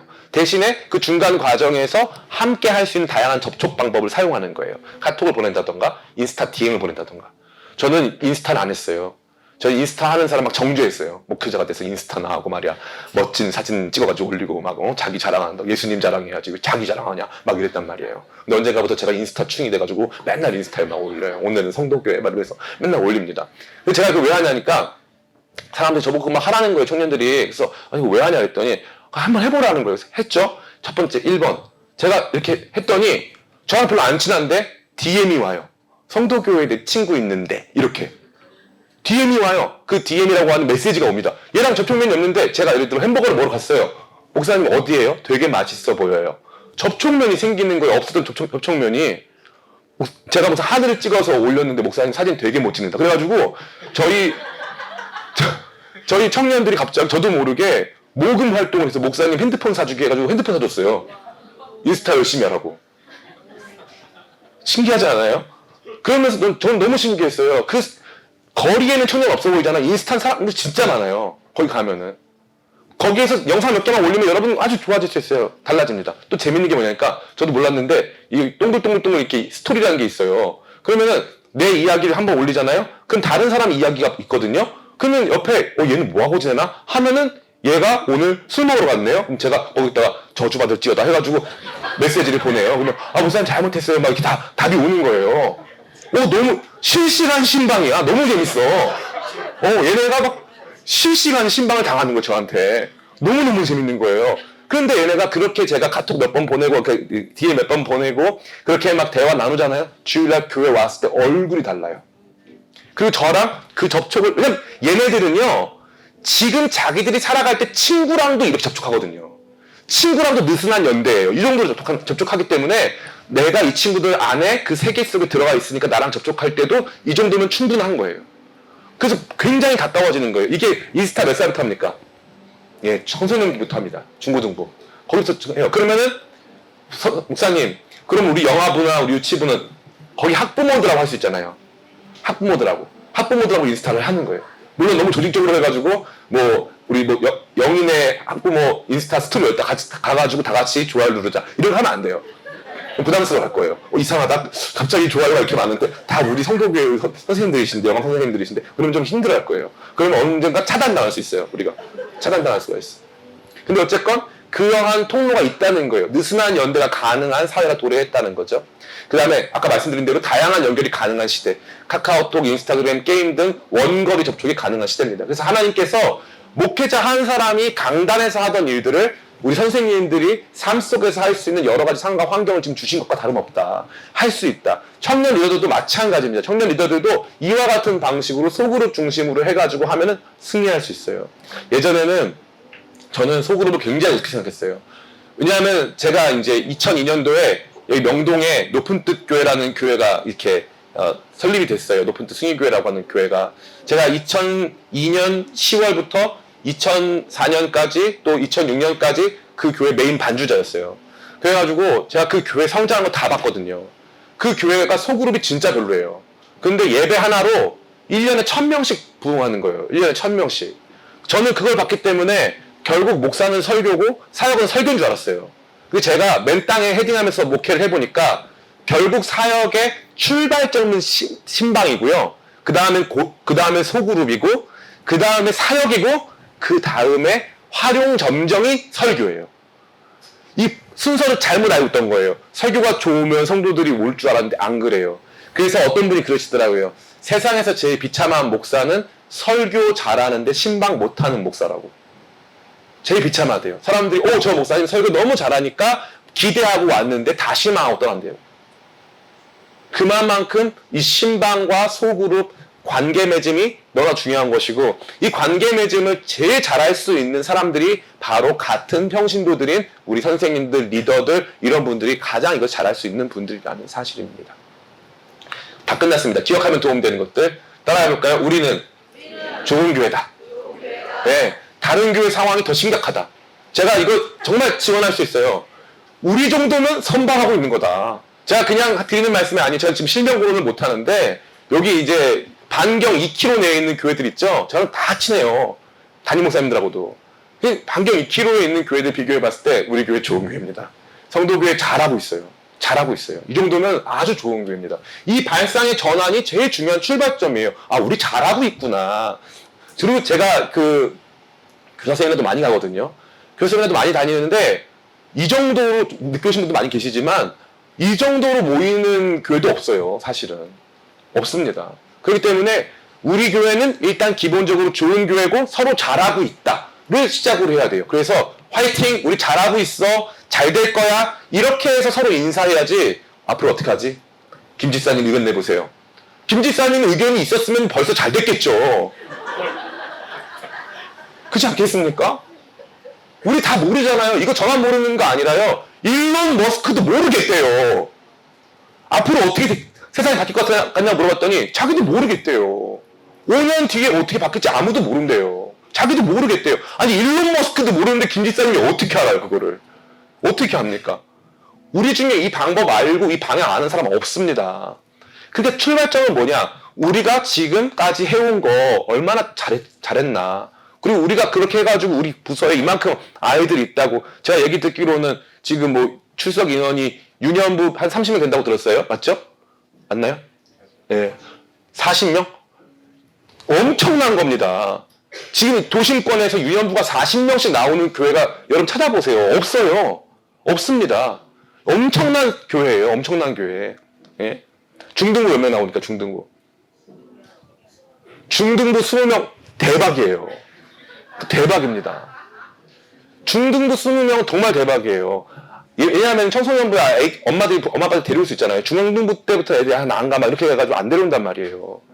그러니까 지금 엄청난 일이 벌어지고 있는 거지 잘 되고 있는 겁니다. 앞으로 더 잘 될 거예요. 기본적으로 코로나 이후에 조금씩 회복될 겁니다. 작년보다 좀 줄었을 수 있어요. 그러나 다음 세대 소망이 있습니다. 여러분 잘하고 계신 거예요. 그걸 뭐 따라해보고 나는 잘하고 있다. 우리는 더 잘 될 것이다. 아, 거기서 시작을 해야지 뭐가 안 되냐 오늘 안 되냐. 잘 된다. 잘할 수 있다. 할 수 있다. 여기서부터 시작을 하는 것입니다. 예. 거기서부터 해야 되는 것이지 자꾸 이렇게 팀워크가 적어되고 긍정적인 방향이 아니라 소망이 아니라 부정적인 방향으로 그거 시작하면요. 그러면 안 될 거부터 보이잖아요. 안 될 거부터 보이잖아요. 그러면 모든 게 다 안 좋아 보이기 시작하는데 그거 다 바꿀 수 있습니까? 못 바꾸잖아요. 당장 막 유튜브도 바꾸고 막 인스타그램도 바꾸고 막 말은 많이 해요. 그러면 뭐가 없어요? 사람이 없어요. 막 얘기를 많이 해요. 할 사람 아무도 없어요. 그런데 막 휘황찬란한 막 아이디어들이 막 충만합니다. 그렇게 나가야 된다. 방향성이 수립됐어요. 할 사람이 없어요. 근데 우리가 하나님께서 우리한테 얼마나 많은 영혼들을 주셨나? 지금 유년부 40명 온다 그러면요. 유년부만 40명 오는 상위 1%입니다. 상위 1%. 상위 1%라고요. 그러니까 우리가 먼저 가져야 될 건 선방하고 있다. 더 잘하자. 더 잘 될 거다. 이 마음으로 시작될 필요가 있습니다. 두 번째는 다음 세대에 절대 숫자가 주고 있어요. 그 말은 뭐냐? 수적인 부흥의 시대는 끝났다는 거예요. 수적인 부흥 별로 중요하지 않다라는 것입니다. 예전에 제가 집회를 나가면 사람들이 한 8년 전 나가면은 교회는 몇 명 모이세요? 물어봐요. 몇 명 모이세요? 지금은 그 질문 하는 사람들이 있을까요? 없을까요? 없습니다. 청년들 그 질문 하는 사람이 있을까요? 한 명도 없습니다. 본 적이 없어요. 아무도 저의 교회에 교세에 관심이 없어요. 그러면 제 교회에 관심 있는 분들은 60대 이상 분들만 관심이 있어요. 경영자 마인드이기 때문에 교회를 경영하려고 하는 거죠. 그런데 젊은 사람들은 아무도 관심이 없어요. 젊은 사람 제가 그 자신감이 생긴 게 뭐냐면 젊은 사람들은 저만 봐요. 그냥 제 이야기만 듣고 저게 맞는가 틀린가 스스로 판단할 뿐이지 저 목사님이 뭐 수만 명이어서 더 크게 듣고 몇백만 명 모인다고 해서 더 막 경배하고 이러지 않습니다. 저 말이 맞나 틀리나만 보는 거예요. 참 좋은 시대예요. 좋은 시대입니다. 절대 숫자는 이미 다 죽었어요. 끝났습니다. 회복되기 어려워요. 특별히 우리 교회학교 중에 다음 세대 어린이 부서. 저희 쇼이커스 캠프를 했는데 청소년은 900명 왔어요. 청년 400명 왔어요. 어린이는 100명 왔어요. 그럼 왜 그랬을까요? 그거 당연한 거예요. 당연한 거예요. 절대 아이들 숫자가 적은데 어떻게 합니까? 그리고 부서마다 애들보다 교사가 많아요. 저희 청소년은 3명인데 교사가 10명이에요. 제가 문제점 있지 않냐고 제가 물어봤어요. 근데 늘상 저 부장집사님이 늘상 하는 말이 뭐냐니까 행복합니다 그러더라고요. 그래서 전 속으로 너네끼리는 행복하겠지. 그러나 이건 아니지 않냐. 그런데 저희 발상이에요. 애들도 선생님 10명이 있어서 행복해요. 행복해요. 숫자의 시대 끝났습니다. 자꾸 우리가 우리 교회를 평가할 때 몇 명 모이나 그럼 여러 가지 기준 중에 하나가 될 수는 있겠지만 그것을 절대적인 기준으로 삼아서 생각하면 착각 중에 착각이에요. 착각 중에 착각입니다. 그리고 이 교회 학교는 적게 모여도 청년부 더 많이 모일 수 있고 그럼 시간이 지나면 또 역전될 수 있습니다. 롱텀으로 봐야 돼요. 롱텀으로. 단기간의 성장과 변화를 꿈꾸면 안 됩니다. 세 번째. 교회와 복음을 경험한 아이들이 적어요. 이게 왜 중요한 줄 아세요? 옛날에는 집집마다 엄마 아빠가 교회 가지 마라. 뭐 교회 안 좋다. 그리고 뭐 교회 나 가봤다. 이런 사람들 많잖아요. 지금 애들은 아예 학교 안에 교회를 한 번도 안 가본 애들이 굉장히 많아요. 그래서 다시 뭘 할 수가 있냐니까 다시 문학의 밤을 할 수 있어요. 왜냐하면은 교회 문화를 애들이 몰라요. 대부분. 그렇기 때문에 우리 교회에서 중고등부 발표한다 그러면 애들이 꽃 사들고 다시 올 거예요. 초대장 주면. 요즘 상황 재밌어요. 초대장 주면 스케줄 맞으면 옵니다. 와요. 그리고 요즘에 어떻게 되냐면 대신에 상품을 경품 추첨하잖아요. 경품 추첨을 돈으로 해야 돼요. 확실히 옵니다. 확실히 와요. 그러니까 그거 제가 말하는 것은 뭐 100만 원 이게 아니라 뭐 작곡 사처하지만 10,000원짜리 상품권 이런 걸로 해가지고 경품 추첨도 한다고 하면은 내 친구가 가서 노래도 부르는데 한번 가서 공연 보러 가요. 그리고 한쪽 구석에 포토존을 만들어줘야 돼요.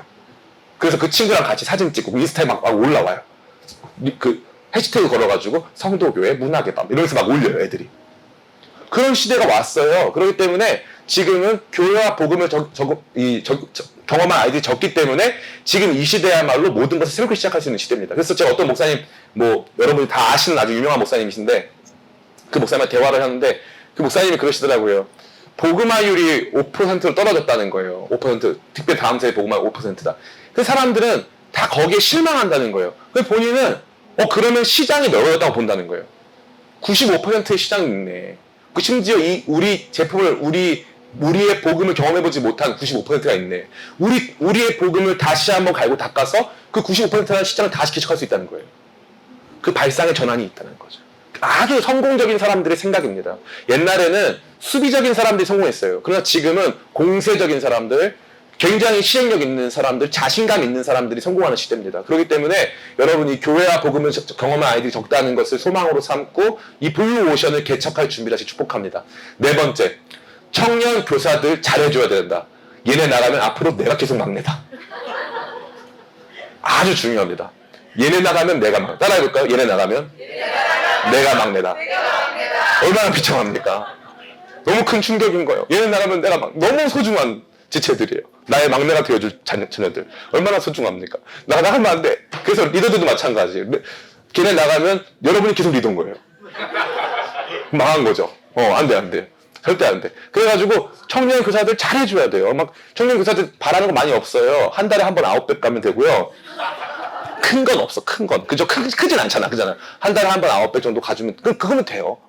그거 좀 해주고, 칭찬 좀 많이 해주고, 잘했다고 해주고, 하면 됩니다. 그리고 기프티콘 좀 많이 좀 보내주시고, 기프티콘 좀 떨어지지 않도록 계속 보내주시고. 그러면 괜찮아요. 그러면 돼요.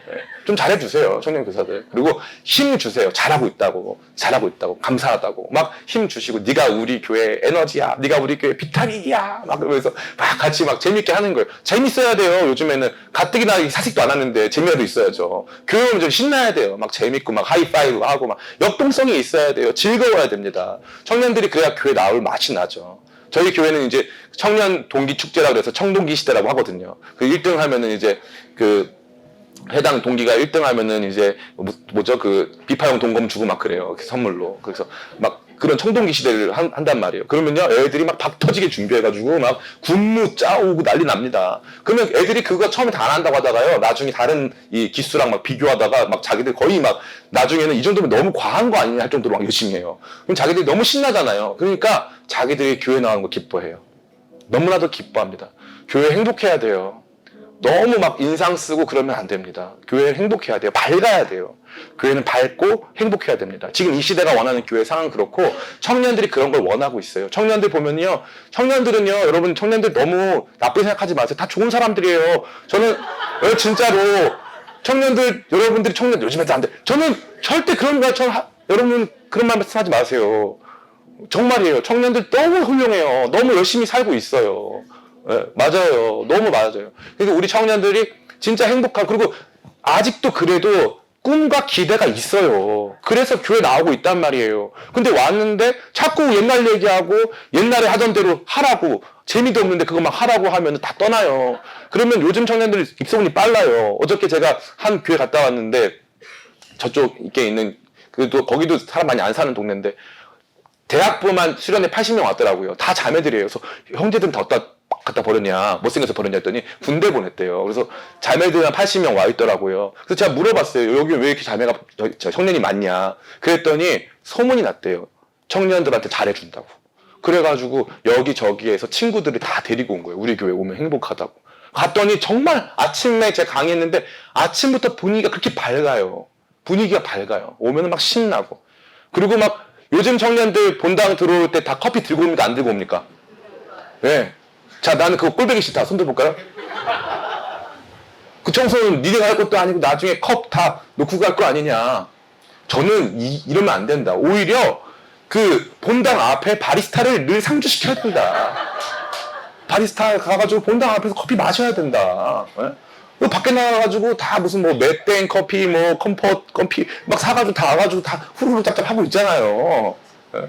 그게 요즘 청년들의 물이에요, 물. 예? 물이에요. 생명수를 못 줄 거면 그거라도 줘라. 허용하라. 본당에 아메리카노, 아이스 아메리카노 반입을 허용하라. 예. 청소 누가 하냐? 아, 누가 하겠지. 누가 하겠지. 청소 무서워서 아무것도 못하는 옛날 교회로 남지 않으시길 축복합니다. 정말이에요. 그러니까 그 문제를 가지고 말씀드리는 게 아니라 이게요, 어느 교회나 똑같은 일이기 때문에 말씀드리는 거예요. 어느 교회나 요즘 애들은 다 손에 커피를 들고, 저희 어머니가 올해 81살이세요.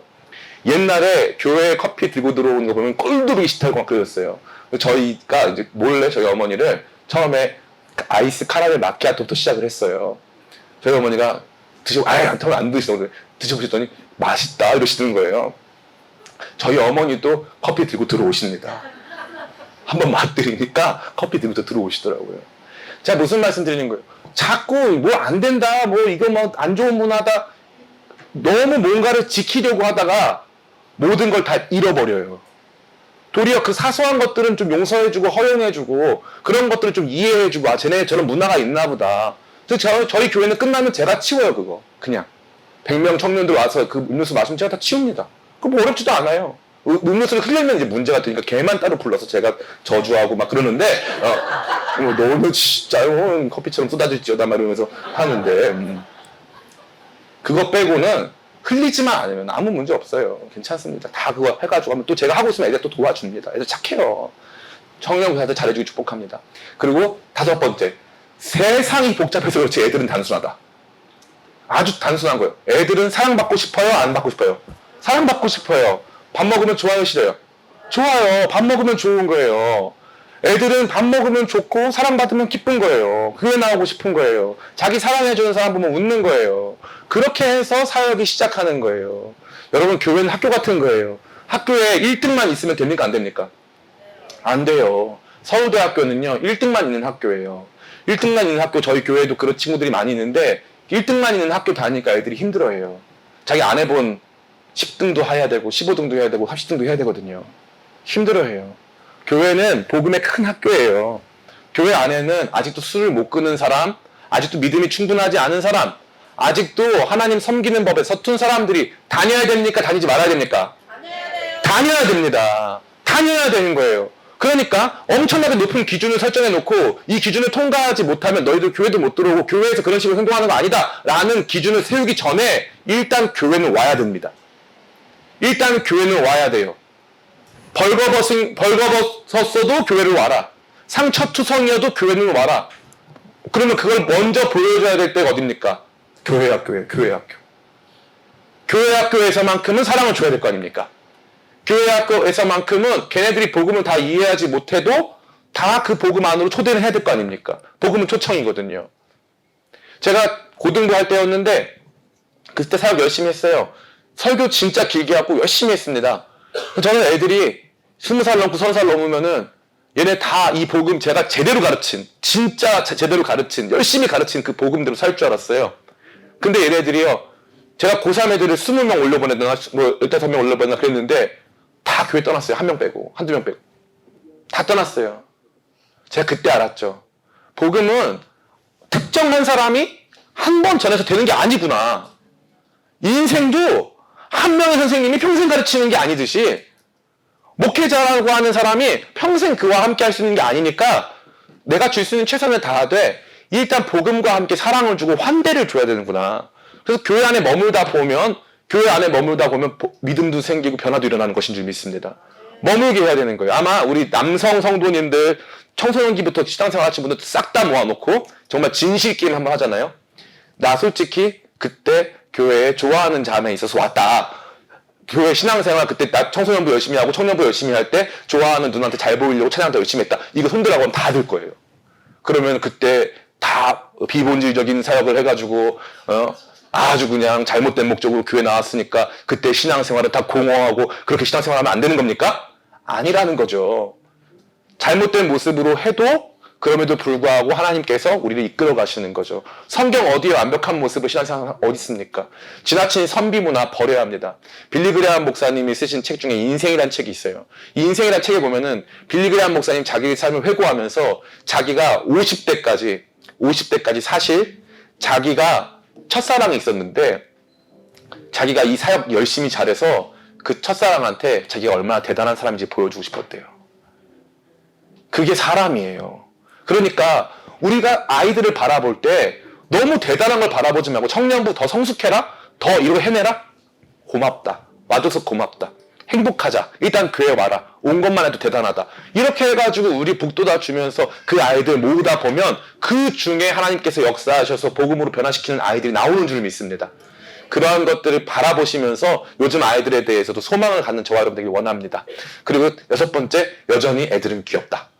제가 이 말씀 왜 드렸냐니까 부서 사역하다 보면은 애들이 조금 지긋지긋할 때가 있어요. 좀 지긋지긋해. 이럴 때가 있어요. 네. 특별히 중등부는 지긋지긋합니다. 그럴 때가 있어요. 근데 교사를 계속하는 게 뭐냐면은 마성이 있어. 걔네들이 갑자기 귀여워 보여. 귀여우면 끝난 거예요. 예. 부서도 마찬가지예요. 그래서 그 선생님들이 교사할 때 주보에 이렇게 올리잖아요. 주일학교 교사를 모집합니다. 유치부 몇 명. 무슨 회사 지원합니까? 유치부 몇 명, 뭐 유년부 몇 명. 그렇게 하면 안 돼요. 부서마다 교사들을 이제 영입할 때 한 주씩 돌아가면서 5분씩 발표 시간을 줘야 돼요. 그럼 애기들 데리고 와서 막 발표를 하는 거예요. 선생님을 만나고 싶어요. 막 그러면 애한테 너 소원이 뭐야? 저희 부서에는 선생님이 없어요. 선생님을 만나고 싶어요. 각 선생님이 내가 가야 되나? 막 이러면서 막 가슴이 떨려하고 막 이러는 거예요. 중등부 애들도 안 되는 막 중창 준비시켜가지고 막 해야 되고 막 선생님을 기다리고 있습니다. 이렇게 해가지고 막 진짜 이렇게 신나게 해야 되거든요. 아이들이 귀엽고 사랑스럽고 영상으로라도 만들어서 나 저 부서 선생님 하고 싶다 이렇게 해야 되는 거거든요. 그래서 으쌰으쌰 해야 사람들이 들어옵니다. 으쌰으쌰 해야. 전 여러분들이 꼭 애들이 귀엽다, 애들 사랑스럽다, 주님의 눈으로 아이들을 바라보시기 축복합니다. 잠시만요. 내가 또 잘못. 예. 그 다음에 시간이 지나면 반드시 좋은 결과가 있다. 그래서 농부 마인드가 필요해요. 농부 마인드. 그래서 울며 씨를 뿌리는 자는 반드시 기쁨으로 그 단을 거두리로다. 그래서 지금부터 성경 말씀 중심으로 차근차근 가르치면 반드시 우리 아이들 돌아온다. 이런 마음을 가지고 가르치기 축복합니다. 8번째, 애들 성경 잘 몰라서 내가 실력으로 쉽게 이길 수 있다. 얼마나 좋습니까? 요즘 애들 성경 잘 몰라요. 관심이 없습니다. 그래서 얘네들을 제가 원래 저기 원문은 내가 실력으로 쉽게 바를 수 있다 했어요. 그래서 내가 쉽게 너 성경 잘 모르지? 하면서 바로 이렇게 쳐낼 수 있다. 이렇게 했는데 정말 요즘 사역하기 쉽습니다. 교사하기 쉬워요. 옛날에는요, 애들이 암송반 이런 거 있어가지고 옛날 선생님들이 다 이런 거였어요. 내가 교사로서 아이들 볼 면목이 없습니다. 그러면 그 말이 옛날엔 사실이었어요. 사실이었어요. 왜냐면 애들이 더 기도 많이 하고 애들이 성경 더 많이 알았어. 근데 지금은 안 그렇습니다. 애들이 거의 성경을 몰라요. 그렇기 때문에 지금 시대는 여러분들이 조금만 연습하고 조금만 준비하면 아이들 쉽게 이렇게 말씀 가르쳐주고 인도하실 수 있습니다. 어렵지 않다. 제가 이 말씀 드리고 꼭 기억하면 도움이 됩니다. 그리고 이제 사명감, 공감 능력, 일관성. 제가 크게 썼죠. 일관성, 소통력, 인격. 이 세 가지. 여러분 일관성 있게 꾸준히 또 소통력을 가지고 열심히 그다음에 인격을 가지면서 부서 사역을 같이 만들어갔으면 좋겠습니다. 강의 다 마쳤습니다. 여러분 잘 들어줘서 감사합니다. 네.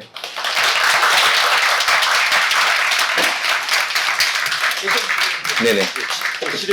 네, 질의응답 시간이라고 합니다. 네. 예, 지금까지 이제 유아 목사님 강의 쭉 들으시면서 개인적으로 뭐 궁금하신 부분이나 우리 부서 안에서 어떻게 하면 또 어떤 적용점이나 이런 부분들에 대해서 좀 질문하는 시간 갖도록 하겠습니다. 예. 손 들어주시고 그 자리에서 좀 다들 들으실 수 있게끔 그 질문을 얘기해 주시면 좋겠어요. 예.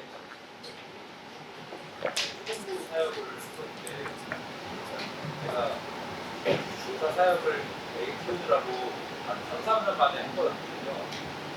그 전에는 그때 중부 사역을 이제는 했었는데 애들이 교회 오면 선생님이랑 얘기하고 그런 시간이 좀 시작하거든요. 수능을 갔더니 선사를 갔더니 애들이 오자마자 예배 시작하는데 그러면 교회는 어떻게 해야 될까요? 오자마자 핸드폰을 보고 있는 거죠. 그럼 핸드폰으로 아이들이 뭘 보았나요? 만화 보던가 게임 하는 거 같아. 그러면 게임을 같이 해주시면 될 것 같아요. 그 애들이 하는 그 게임을 같이 해가지고 어떻게 하는 건지 가르쳐 달라고 해가지고 게임도 같이 하시고 만화도 물어봐 주시고 하시는데 그 아이들하고 같이 옆에만 있어 주셔도 그냥 특별한 걸 하지 않고 옆에만 있어 주셔도 아마 아이들은 조금씩 마음의 문을 열 것 같습니다. 네, 그럼요. 같이 보고 계셔도 됩니다. 저는 안 좋은 줄 알았는데 그렇지 않아요. 그런 다 시간들이 있으니까. 저희 집이 그 고양이를 3마리 키우거든요. 근데 저는 교회에서 목사, 집에서는 집사인데 그 고양이를 3마리를 키우는데 고양이하고 친해지는 법이 있어요. 그래서 애들하고도 똑같아요. 그냥 옆에 이렇게 가가지고 가만히 앉아 있으면은 애들이 먼저 와가지고 이렇게 말을 걸거든요. 그리고 또 한 가지는 애들 그거 할 때 몰래 간식을 이렇게 입에 넣어주세요. 그러면 애들이 오 하면서 받아 먹어요. 그거 먹으면은 이 친밀도 1 상승합니다. 그래서 애들도 게임이에요. 그래서 게임 하고 있잖아요. 먹어요. 그러면 이제 친밀도 1 상승해요. 그래가지고 그거 하고 하리보 같은 거 넣어주고 이렇게 하면은 궁금해요. 그리고 말을 하지 않는 거예요. 뭐 누구야? 뭐 인사하지 마세요. 그냥 옆에 가만히 가서 이제 입에다 뭘 넣고 가만히 앉아 있으면 애들이 너무 궁금한 거 이 사람 뭔데 나한테 이렇게 하나 그렇게 해가지고 친해질 수 있습니다. 선생님 너무 귀하세요. 왜냐하면 또 그렇게 아이들과 친해지고 싶어가지고 또 저런 귀한 마음을 또 가져주셔서 감사합니다. 네, 화이팅. 네, 또 혹시 뭐, 네, 선생님. 교사인데요. 저희가 올해 고등부 수련회를 찬양 아이들이 준비를 했어요. 전에 선생님들이 준비를 했는데, 근데 아이들이 준비를 하면서 너무 좋아하는 모습을 봤거든요. 근데 반면에 부모님들은 일단 고등학생이니까 학원 가야 되고, 뭐 학교 수업해야 되고 이런 걸 너무 걱정을 하시는 거예요. 네. 이럴 때 어떻게 해야 될지를 모르겠어요. 아, 그럴 때는 우리 다 경험이 있잖아요. 네. 선생님들한테 아이들이 기대하는 건 뭐예요? 커버 쳐주기. 선생님들은 아이들한테 근데 이럴 때 이게 있어요. 부모님한테 만약에 요한이에요. 요한이가 이제 학원 가야 되는데 학원 땡땡이 치고 교회 수련회 준비한다고 그러면은 부모님한테는 어떻게 해야 되냐면은 같이 욕을 해주시는 거예요. 요한이가 그랬다고요? 걔 안 되겠네. 그러면서 얼마나 걱정이 많으세요. 아유 그럼 안 되겠지. 제가 말할게요. 라고 뻥을 치는 거죠. 그렇게 한 다음에 요한이한테는 열심히 해. 엄마도 걱정하긴 하는데 너 잘 걸리지 않고 열심히 하자. 이렇게 해가지고 양면 전술을 사용하면 이렇게 해결될 수 있습니다. 네. 근데 제가 그냥 드리는 말씀이 아니라 저희 때도 다 똑같았거든요. 사실 그 부분은 우리 그 당시에는 중고등부 수련회 하면 중고등부 다 준비했고 그 당시에도 똑같이 다 학원 다녔어요. 그리고 입시가 치열하다고 하긴 하는데 지금 입시 좀 다른 건 수시가 중요하긴 하니까 이제 그게 좀 어려운 부분이긴 한데 그럼에도 불구하고 이 아이들이 좀 제가 이건 오프더 레코드 좀 조심하는데 수련회 때 공부 안 했다고 서울대 갈 애가 그런 일이 있습니까 없습니까? 예, 없습니다. 그게 부모님, 자기 아이니까, 그게 이제, 부모님 입장에서 돈을 많이 냈어. 그러니까 이제, 그게 좀 마음이 좀 그럴 수는 있어요. 그러나, 그게 우리가 이 아이들에게 있어서는 사실, 엄밀히 말하면 수련회는 고등부 기간 중에 딱 6번밖에 없어요. 딱 6번입니다. 그리고 고3 때는 못 하잖아요. 엄밀히 말하면. 그러면은 한 3, 4번 준비하는 거예요. 그럼 얘네들이 이 3, 4번을 시간을 뗀 게 자기 인생에 안 좋은 영향이 클까요? 좋은 영향이 큰가요? 좋은 영향이 훨씬 큽니다. 훨씬 커요. 평생을 살게 하는데 훨씬 좋은 영향이 있어요. 그래서 아니 목사님 어떻게 하면 부모한테는 애를 욕하라고 하고 애한테는 가가지고 열심히 하라고 하고 어떻게 이렇게 말이나 됩니까? 근데 여러분 그럼 반대로 한번 해보세요. 부모님한테 가가지고는 그래도 엄마가 참으셔야 된다고. 그러면요 그 말 들은 엄마는요 참을까요? 아니면은 조금 속상할까요? 속상해요. 그쵸? 아까 선생님 누가 한 분 보셨는데 열받지? 열받아요. 열받아요. 아니 자기 애면 그러겠냐 이런다는 거 엄마 마음은 아니 당신 애면 그렇게 할 거예요? 당신이 애 학원비 줬으면 그렇게 할 거예요? 근데 거기다 대고 요한이가 왜 그랬는지 모르겠네. 애들이 좀 분위기가 그런가 봐요. 제가 얘기할게요. 이렇게 그냥 말씀하세요. 그럼 얘기를 하세요. 얘기한다고 했으니까 열심히 하자. 잘 준비하자. 얘기한다고 했으니까 내가 얘기할게요. 그리고 학원은 최대한 적게 빠져보자. 이렇게 얘기를 하는 거예요. 그러면 되는 거지. 그러면 끝난 거예요. 해결됐죠? 네, 화이팅. 네. 힘내시길 축복합니다. 네. 혹시 더 질문 있으실까요? 네, 선생님. 청년, 네. 원하는 사회 설명해 주실 때 팔 조치가 네네. 근데 저희가 도시에 있는 친구가 저희도 뭔가 청년부에서 해야 되는 진짜 상황에서 네. 태양동에 사는 청년들이 거의 네네. 뭔가 그런 최근에도 설 연휴 때 진짜 거의 다 같이 뭔가 내려가고 그래서 뭔가 앞으로의 그런 도시 교회의 그런 역할 그런 게 뭐가 있을지 어떻게 하면 너무 좋은 질문이세요. 이 탈중심화는 거주, 업무 환경의 변화를 의미하는 거예요. 과거에 거주 업무 환경의 중심지였던 곳이 이제는 아니라는 거죠. 중심지가 바뀌었다는 거예요. 근데 그 교회라고 하는 환경에서는 약간 다른 점이 있어요. 특별히 청년 세대에 대해서는. 청년 세대에게 있어서는 여기 회원동이 중심가여서 옵니까? 교회가 있으니까 옵니까? 교회가 있으니까 오는 거예요. 근데 교회가 있으니까 오는데 교통은 편리해요, 안 편리해요? 편리한 거예요. 이게 재밌어요. 청년 세대한테 이게 중요해요. 아이가 있으면 이게 안 중요해요. 그러나 아이가 없는 세대에게 있어서는, 없는 사람들이나 청년들에게 있어서는 서울 어디에 있든지 내가 가야 할 이유가 있는 곳이면 교통이 가까울수록 유리한 거예요. 그래서 성도교회는 청년 사역에 아주 유리한 환경을 가지고 있는 겁니다. 아주 유리한 환경을 가지고 있는 거예요. 그러니까 우리가 청년들은 꼭 그 생각을 하셔야 되는 거예요. 청년들은 집 근처에 있는 교회를 갑니까? 안 갑니까? 안 가요. 제가 너무 킹받는 게 어떤 형제를 만났어요. 그래서 너 교회 어디 다니냐? 정한 데가 없대요. 너 집 어디냐? 일산이래요. 그러면 경의선 타면 서울역까지 가까우니까 우리 교회 나와. 내가 얘기했어요. 그런데 이 친구가 3개월 뒤에 만났더니 다른 교회로 옮겼대요. 일산 사는데. 물어봤죠. 어디 교회냐? 용인제일교회 간다는 거예요. 일산을 사는데 용인제일교회 간다는 거예요. 이거는 뭐 분당도 아니고 용인에서도 천구 저쪽 그 양지 쪽이에요. 엄청 멀어요. 거기까지 매주 간다는 거예요. 매주만 아니라 뭐 리더 해가지고 금요일도 가고 맨날 가요. 그럼 제가 궁금한 게 있어요. 이 청년은 왜 이렇게 움직였을까요? 지역 때문입니까? 관계 때문입니까? 관계. 100%입니다. 100%. 근데 심지어 관계가 관계가 중요한데 그 교회가 서울 도심에 있어서 어디서든지 올 수 있어요. 더 유리한 거죠.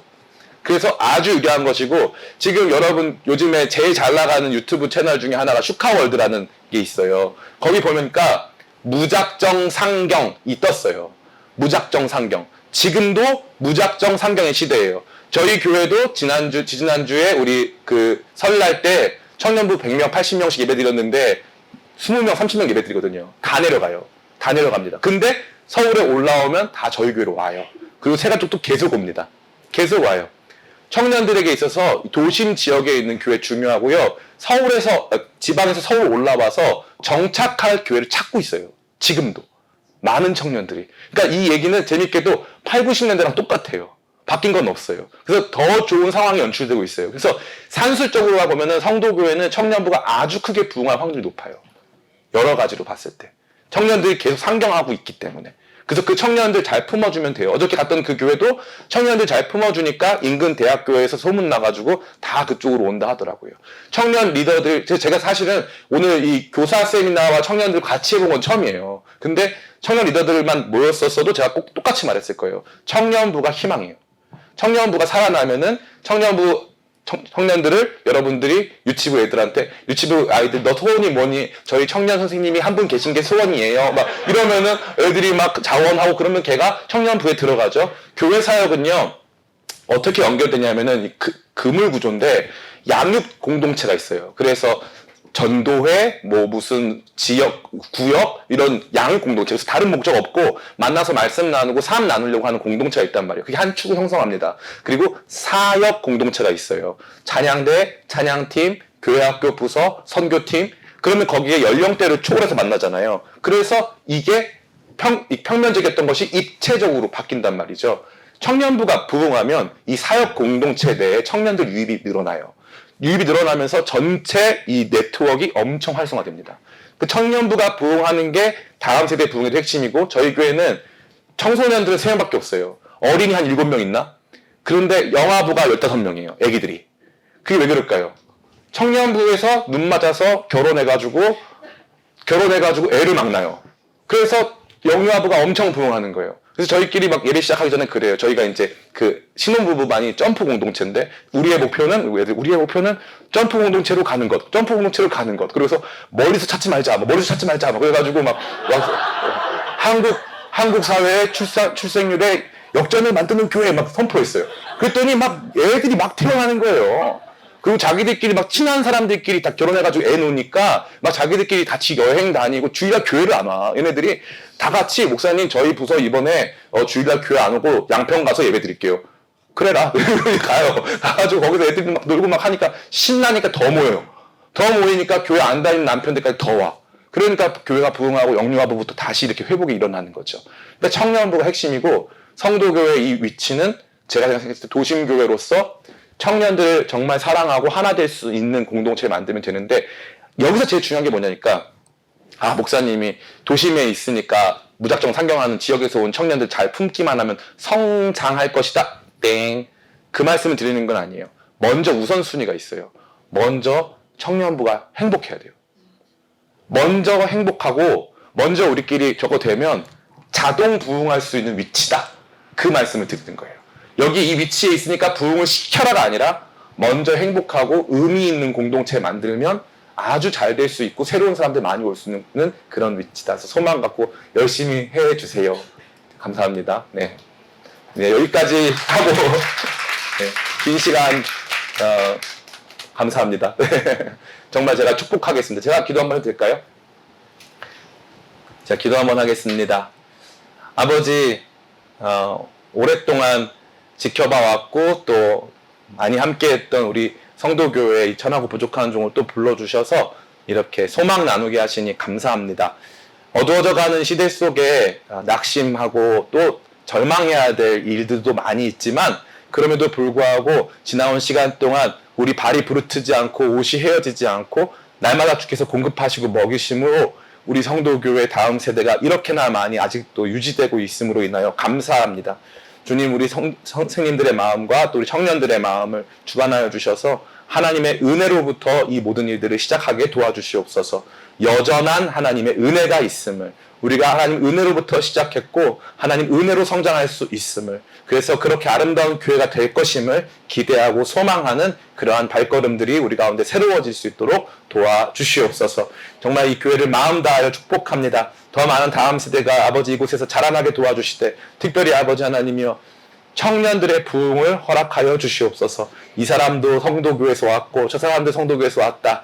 주께서 민족들을 계수하실 때 이 사람도 성도교회 청년부였고 저 사람도 성도교회 청년부였다 할 만큼 우리 성도교회 청년부가 사랑으로 하나 되어 정말 도심 가운데서 지금 도시로 몰려들고 있는 많은 청년들과 또 다양한 국적의 사람들을 아름답게 잘 섬길 수 있도록 은혜 내려주시옵소서. 거룩한 자부심으로 거룩한 기대와 소망으로 우리 모두를 채워주시고 또 위로하시며 힘주실 것을 믿고 감사드리며 예수님의 이름으로 기도드리옵나이다. 아멘. 감사합니다.